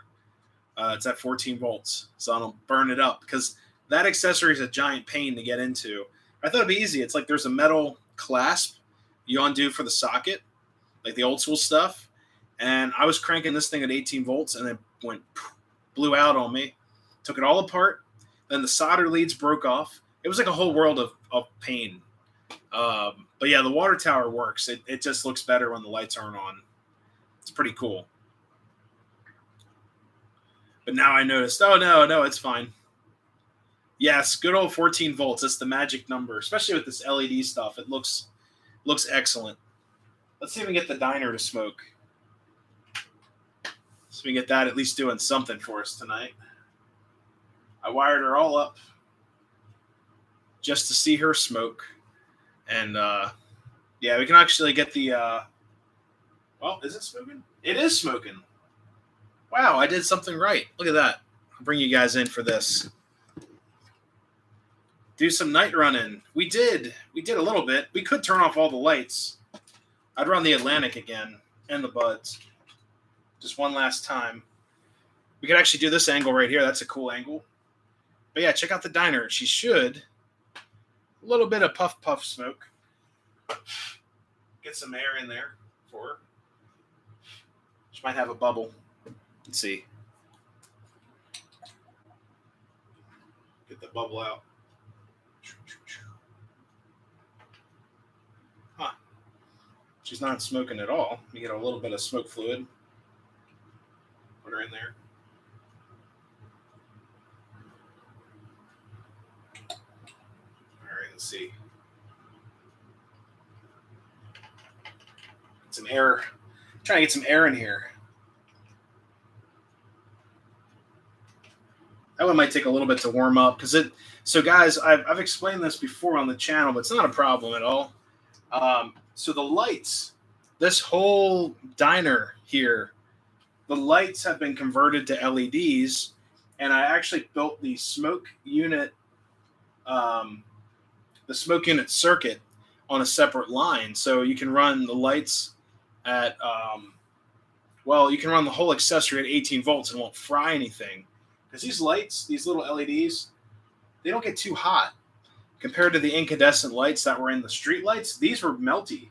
Like when I went to replace those, they were all melted up. So I put all LEDs in this accessory so I could crank this particular LED accessory to 18 volts. Now she's being not as fun. And I think I have it wired. Is it wired up to the accessory line of the layout? No, she's wired up to the town lights. So this is what we get unless I cut her free and then hook her up to the 18 volt out accessory. But I'm going to keep her like this. But yeah, good old 14 volts. George Trains, thank you so much for stopping in. Have a great night. Got to get ready for work. Yeah, I understand. If I get that railroad job, I don't know what the hours would be. Be in the same boat, you know. And then we got these guys doing some work in the corner. That accessory does work. Let's see. There we go. They're working on fixing the crack in the plaster in the attic. There you go. A lot of hard work. I like how the one guy's just standing there, just doing nothing. There you go. Hey, Wesley, what's going on, brother? Hope I'm not too late. No such thing. Absolutely no such thing up here. Never too late. We're probably going to stop around 10:30. So you got about a half hour. We're going to do a total night run. Just a second, guys. You turn off all the lights except the town lights and let the trains free. It should be a lot of fun. Yeah, it's always actually kind of fun to do.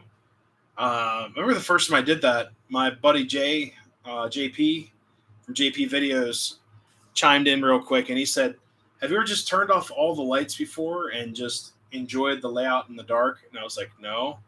He's like, try it. So I crawled underneath the platform and flipped the lights off.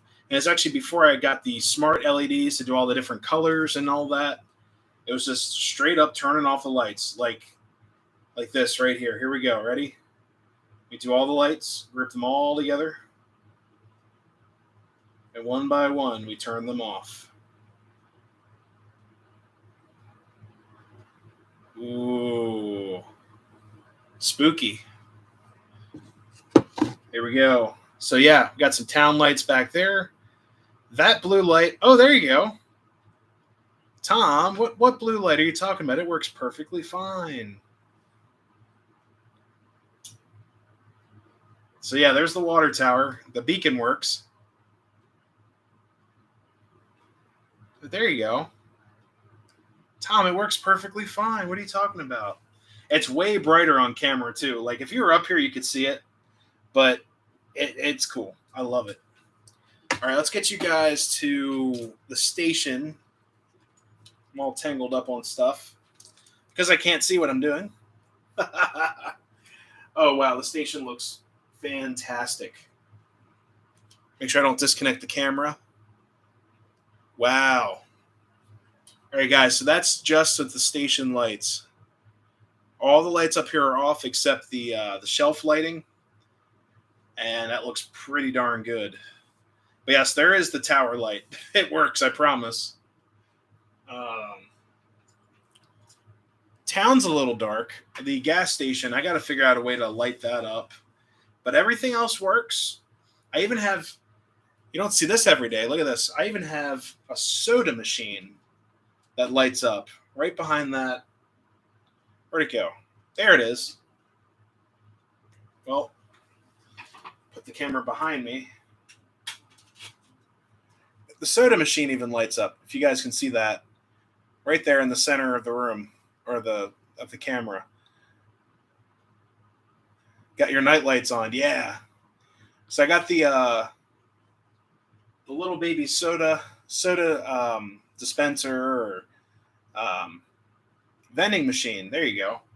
And then here's in town. Just some ambient lighting. If the gas station was lit up, that would look so much better. But we're just going to stick to like this angle right here. Whoa. I think that looks pretty good. Get the camera all straight. All right, let's get these trains running. And then we'll run for about a couple minutes here. I don't want to be too late because I have neighbors next door. So let's get these. We'll start out with the steam engine.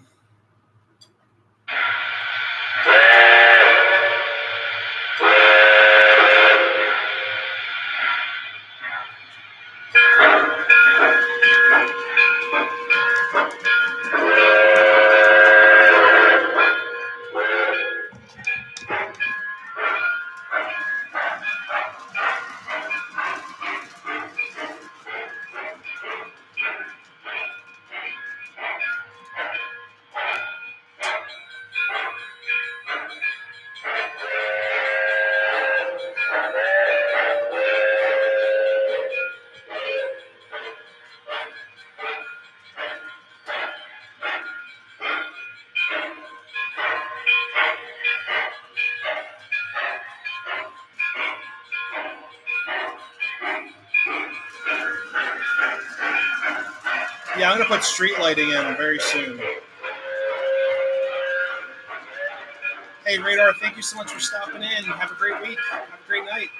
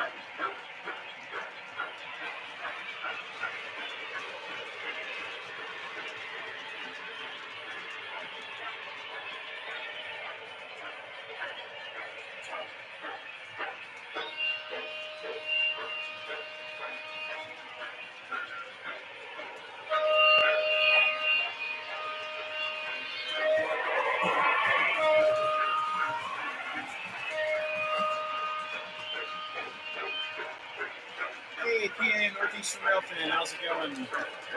Thank you so much.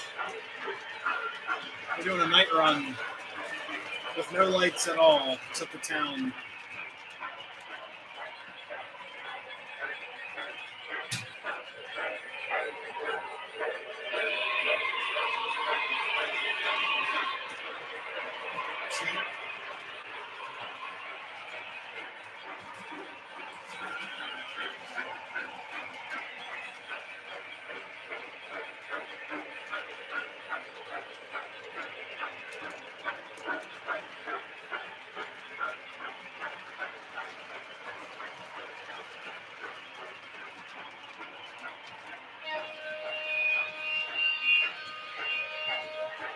Thank you so much. Yeah, so it's funny, Tom, with that flagpole. The flagpole, I actually put lights in it, and I painted the LEDs red, white, and blue. Well, Lionel later came out with a lighted flagpole of the same exact accessory, and they just put in these little like spotlights. I thought that was so funny.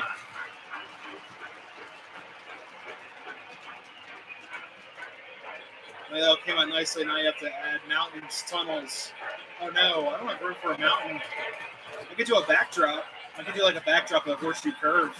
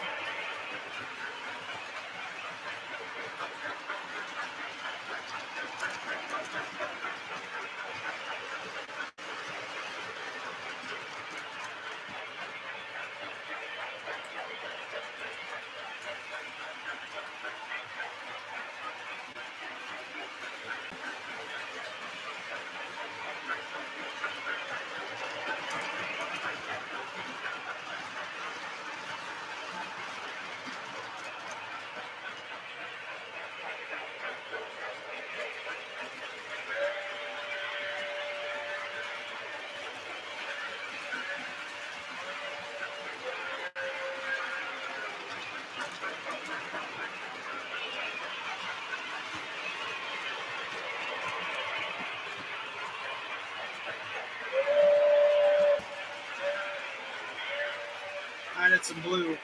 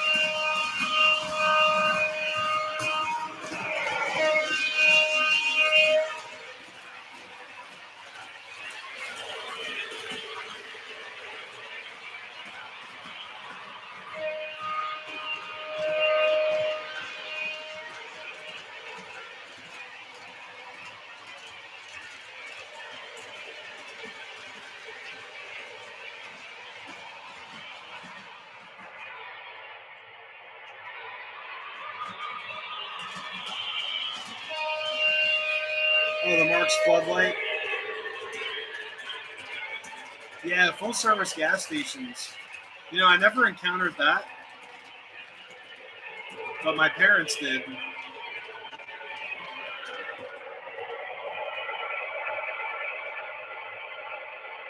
So I do the whole shutdown cycle.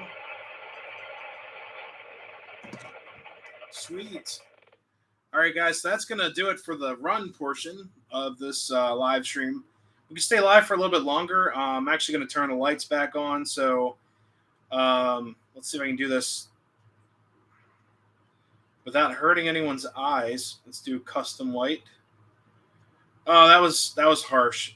All right, I did not mean to do that. But yeah, I love the colors of those cars, like that orange on the Van Curler coffee and the zebra stripes on the whole system right there of the Bud liners. That's the word I'm looking for there. The zebra striping looks very cool. Thank you so much. Yeah, as like I said, my buddy Jay, over a year ago, Jay was just like, Have you ever just turned off the lights and just done a night run? And his layout is beautiful as well. He, Buddy JP Videos has a really cool like Christmas themed layout. Oh, I forgot to turn off the diner. See if that even. Give me a second.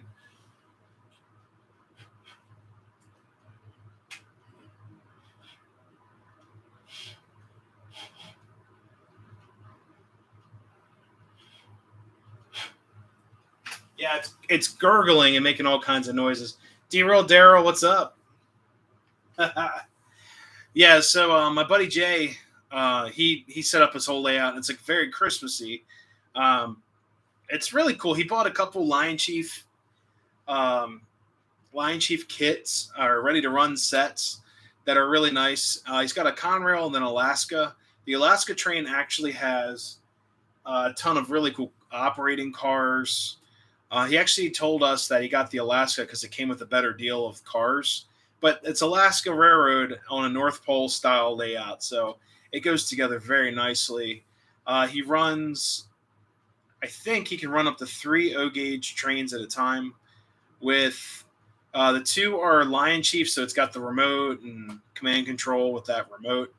Then the other track is fully conventional, and I actually gave him a Williams turbine about a year and a half ago now. And then he runs the turbine, and he also has a circus train Hudson. That's really cool. It's like the Ballyhoo circus train from Lionel. It's really nice. And then he runs an HO train loop, and then I think he's got.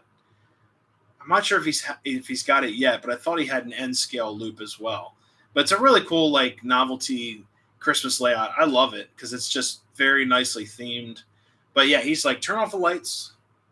And I did that one day, like with the old layout, the old 4x12 layout up here, not the 8x12 layout that I have today. And it was really, really cool. Since then, I bought the LEDs, and we can make the room whatever color we want. Like, I can go from this white light color on the app to custom color. Let's see what we get. You know, like all different colors here. So I can go blue to pink to salmon color to tan. I don't know. It's like the tan crayon. When you were a kid, it didn't really come up as well. You know, light sky blue. It doesn't look very good on camera, but darker blue, purple, green, like really green, blue, red. We've done red before up here. Look at that. It's evil. I don't like it. It's spooky. But medium spring green, whatever. It's like each color is like labeled. But I prefer the warm daylight. And then the really harsh one, when I've been actually filming a lot during the daytime with this on. This is really obnoxious, but daylight like that, it's very bright. So when I've been doing a lot of the reviews and such, I've been filming with this particular LED setting. But when I'm up here hanging out and just running trains, the default setting is this. Just a nice warm yellow light. And I love that. But these are all Philips LEDs. They hook up to an app called the Wiz app, W-I-Z. What's that light? It's just Philips Hue lights. They're not as expensive as they were. They used to be like $30 to $40 a piece. These are like $15 a piece, but they're LEDs. They're saving you energy, supposedly. Compared to an old incandescent bulb, it's not burning as much, but they do give off a lot of heat. I will say that. They do give off a lot of heat. You can do any color you want. You can program them on and off. Technically, you could leave the switch on and just tell the light bulbs to turn on and off. I don't do that. I turn off the light.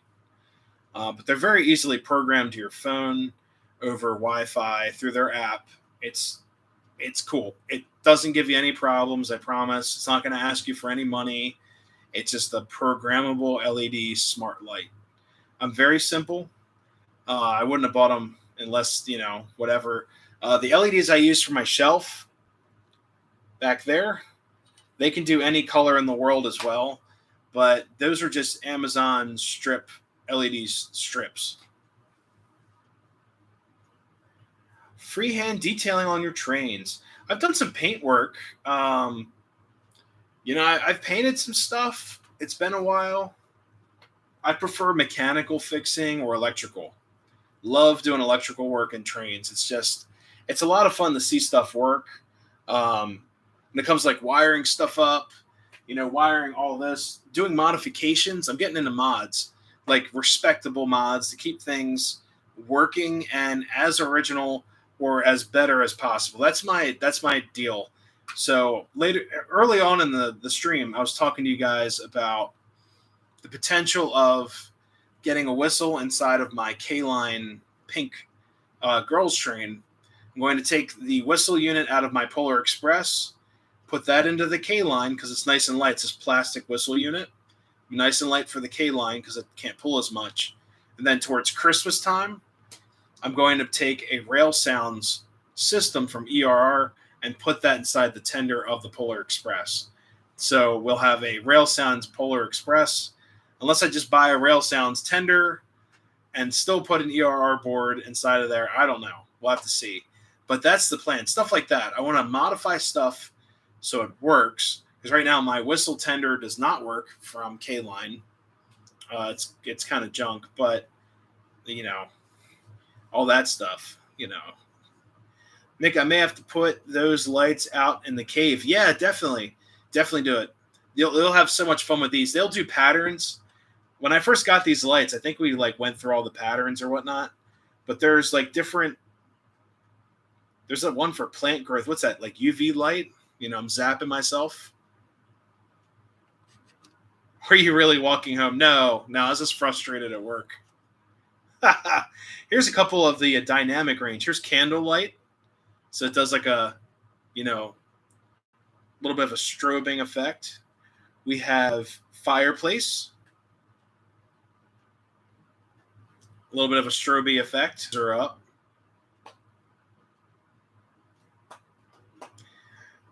So this is the party setting right now. So it's going through a bunch of them. Hey, Happy Valley, how's it going? Yeah, some of the models you built, I do a lot of it. Very cool. Yeah, the freehand work, I don't like this setting. It's like hurting my eyes. Here, hold up 1 second. Pastel colors. Spring. Jungle is actually a good one. Jungle's cool because it goes from like this green. We lost connection to the light behind me, so it's still in party mode. The two lights in front are in jungle mode, so we're the party and the jungle, I guess. Technology, because we lost a little bit of a Wi-Fi blip there. Was buffering for a second, but now we're partying in the jungle. This is ridiculous. Give me a second, guys. Fix the whiz lighting. But no, I did not walk home. I wanted to. It's just a crazy day. Is there a max number of lights? No, I don't believe so. It might be like 15 per room. You can organize it. So when you get your lights, like these guys, it comes in a box.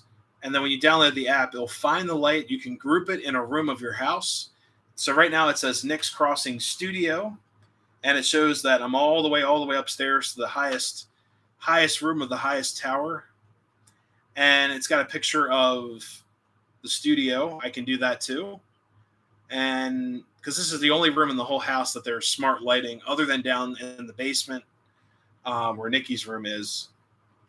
Oh, this is called bedtime. I don't like that. Don't like that at all. But yeah, my favorite is the deep dive. This is the blue lighting that I do, the deep dive lights. A lot of fun right there. So we're going to go back to something a little bit brighter. We'll do candlelight. So there we go.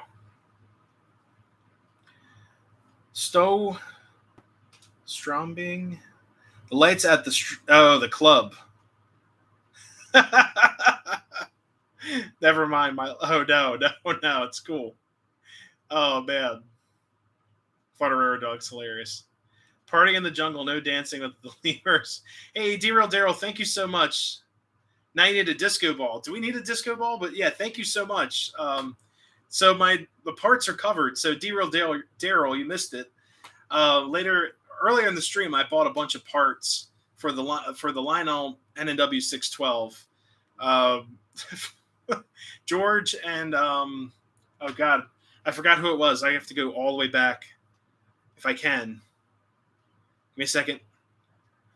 Going all the way back in comments. Hopefully, I don't hit the backspace button. I can't go back that far. Why won't it show my super chats? That's nuts. I know it's Florida Railroad Dog, and I forgot who it was because it's not showing my super chats until, of course, after the stream. I'll show everyone. I can't go back that far in comments. But yeah, we paid for the shipping. Now we have the whole cost of the parts. So thank you so much. I will buy a disco ball now. So, but yeah, Derail Daryl, I will buy a disco ball. There you go. I don't know where it'll be. Maybe like underneath the platform. I'll put a light on it. We'll get a disco ball up here. But thank you so much for 20 US, man. That's awesome. Front door light is a Ring smart light. Very cool. Yeah. Anyone that's looking for smart lights, these are fantastic. These Philips Hue lights, I don't want to point the camera directly in it to blind you guys. I don't have a lampshade up here, but as you can see right there, it's just a bulb. These are equivalent to I think 150 watt equivalent, but they only draw only 20, 15 watt, something like that. But they're 130 watt equivalent. They're safe, I promise. I do not want to burn down my house with smart lighting. It's not, not the idea. Oh, Engineer Ed, thank you so much for stopping in. Have a great night. Do they make O-scale disco ball? Oh, we'll find out. We will find out. I could put it inside of one of the buildings. I don't even know where they would do parties on this layout. There's not really a party house. I have my house on the layout. I still have to light that up. I could put a disco ball inside my house or smart lighting.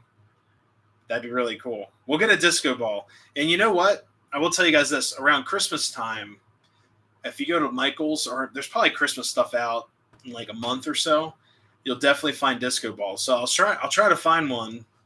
And they actually have them online. It's like a half-shell disco ball from the DJ companies. Because I used to go through industrial lighting stuff all the time when I was in a band. When I was in a metal band. You could get half a disco ball and it would spin. So we can get that going up here. And if I leave it on, it might actually look like rain or snow. That would be just so cool. Just now I'm thinking about it. We'll get a disco ball up here. If not, we'll get some type of effect. But I'm definitely getting one for the room. Not for the layout, but for the room. We'll get one up here. Be kind of cool. But yeah, I appreciate that. It's awesome because that covers all the parts. Tom just sent me a link for a disco ball. Mirror ball. Oh, God. You guys are killing me. This is hilarious. 8-inch disco light mirror ball with hanging ring. You're a good host. Thank you so much. I try. You guys, you know what? After having a crappy day at work, I come home and I look forward to this stream every week. And you guys make the week so much better. Every live stream that we do up here really helps. I think it doesn't just help me. It helps you guys. And some of you guys have reached out to me saying, thank you so much for the live stream or your videos. It really does mean a lot because I do look forward to the stream every week. I know I've seen some channels that they'll do a live stream that's the only thing that they'll do. And they don't answer comments. It's kind of it's not like any smaller channels or friends of mine. It's larger channels. And it's all the people that can only talk to them are members and stuff like that. It's kind of interesting, but I really do enjoy these live streams, interacting with you guys and doing goofy stuff. We're going to buy a disco ball.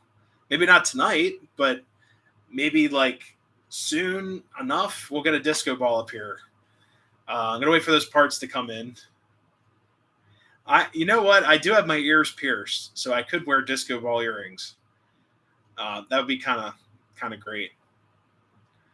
Yeah, Jeff. It's kind of like you can only talk to the host if you're a member, and everyone in the chat's like talking back and forth to each other. It's kind of weird, but it's not like any of the channels I'm like. I'm not saying it's anyone that that are in the train circle. I'll give you that. Anyone in the train circle. It's people outside of that. Some of the larger channels that I'll watch. They're not friends of mine either. I'm not calling anyone out. It's just very, very big channel. I'm talking like millions of subscribers or hundreds of thousands. They used to do, or they do live streams now. It's the only thing that they do.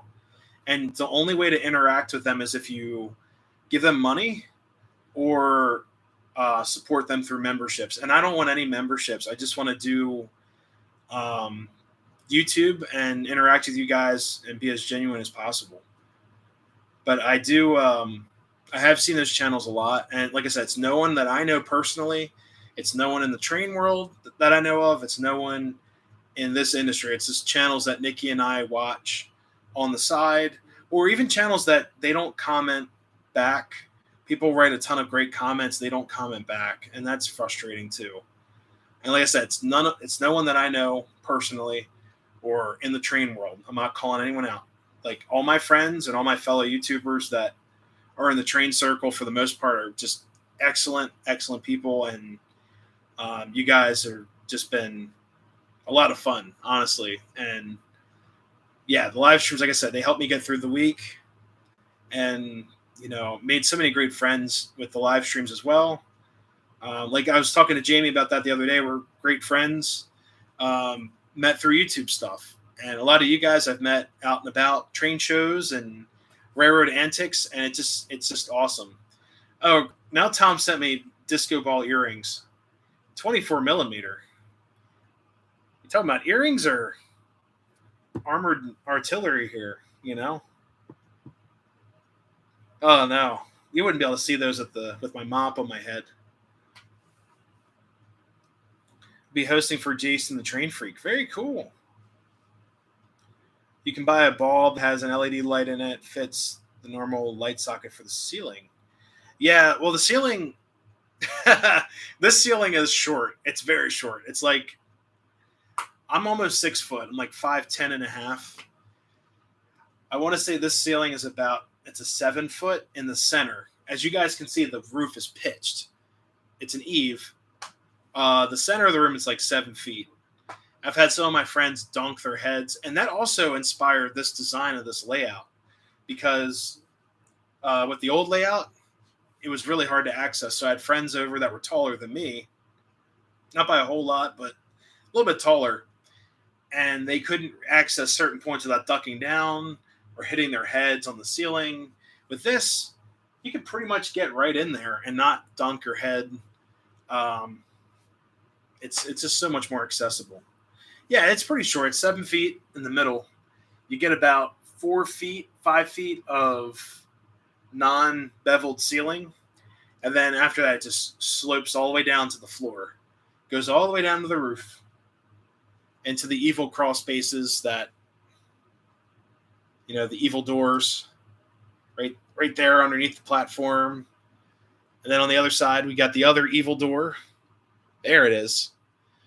And this actually has all the Halloween stuff in that door. This guy right there. They're all latched. Keep the zombies in.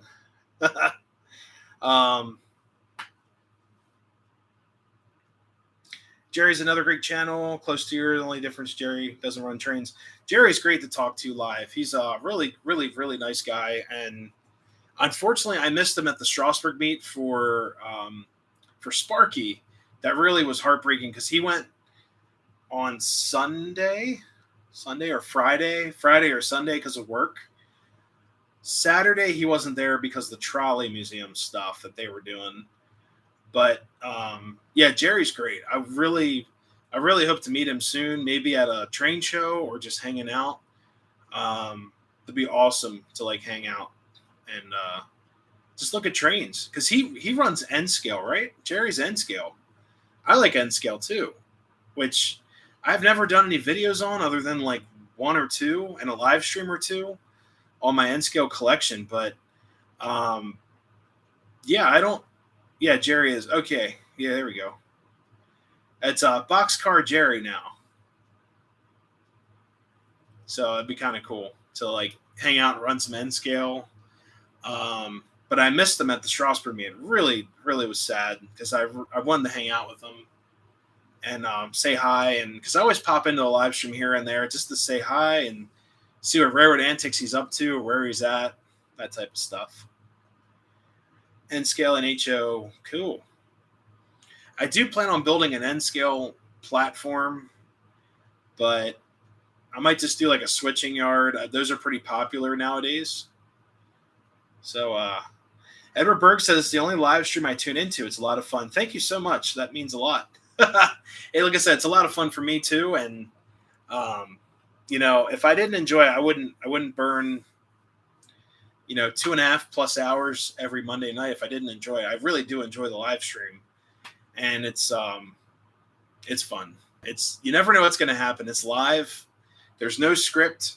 I tried a script, guys, like a year and a half ago. I did try doing a script, not a strip. Hey, Brian Rock, thank you so much for stopping in. Have a great week. Have a great night.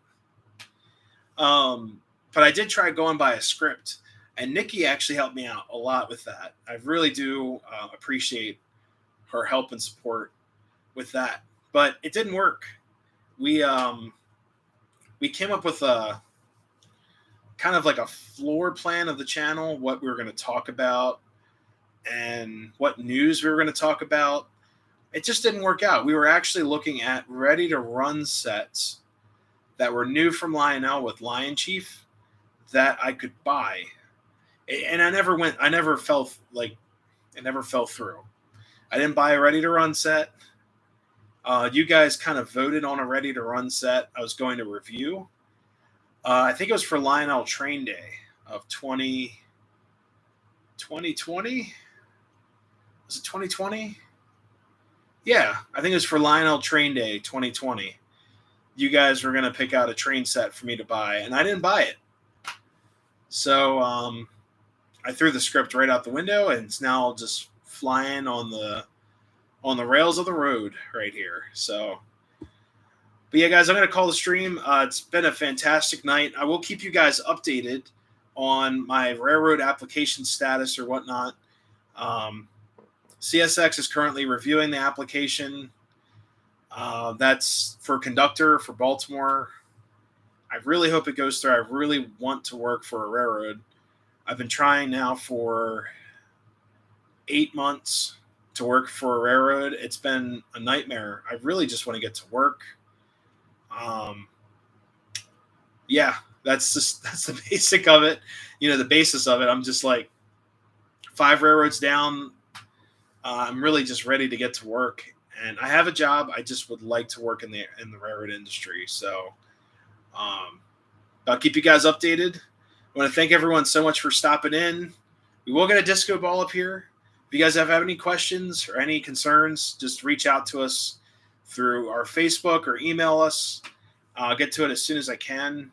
Facebook's a little bit easier, but the app kind of isn't the best. But I will get to you guys as soon as possible. But have a great night, everyone. Be safe. Stay out of the gauge for you rail fanners out there that are up to antics. We will get a disco ball. I repeat, we will. I'll probably hoist it underneath the platform. But yeah, everyone, have a great night. Thank you so much for all the kind words and super chats. We're going to get those parts. I'll do a video from the workbench on the installation of the chuff unit with using the cherry switch, which I learned that is a new name, just like Penobscot. Still can't say it. But until next time, everyone, happy railroading. Have a great week. Stay safe. Stay positive. We'll see you guys next time. Keep an eye out for the reviews. Keep trying. Penobscot. Word of the day, everyone. Penobscot. See you guys. Have a great night. Penobscot.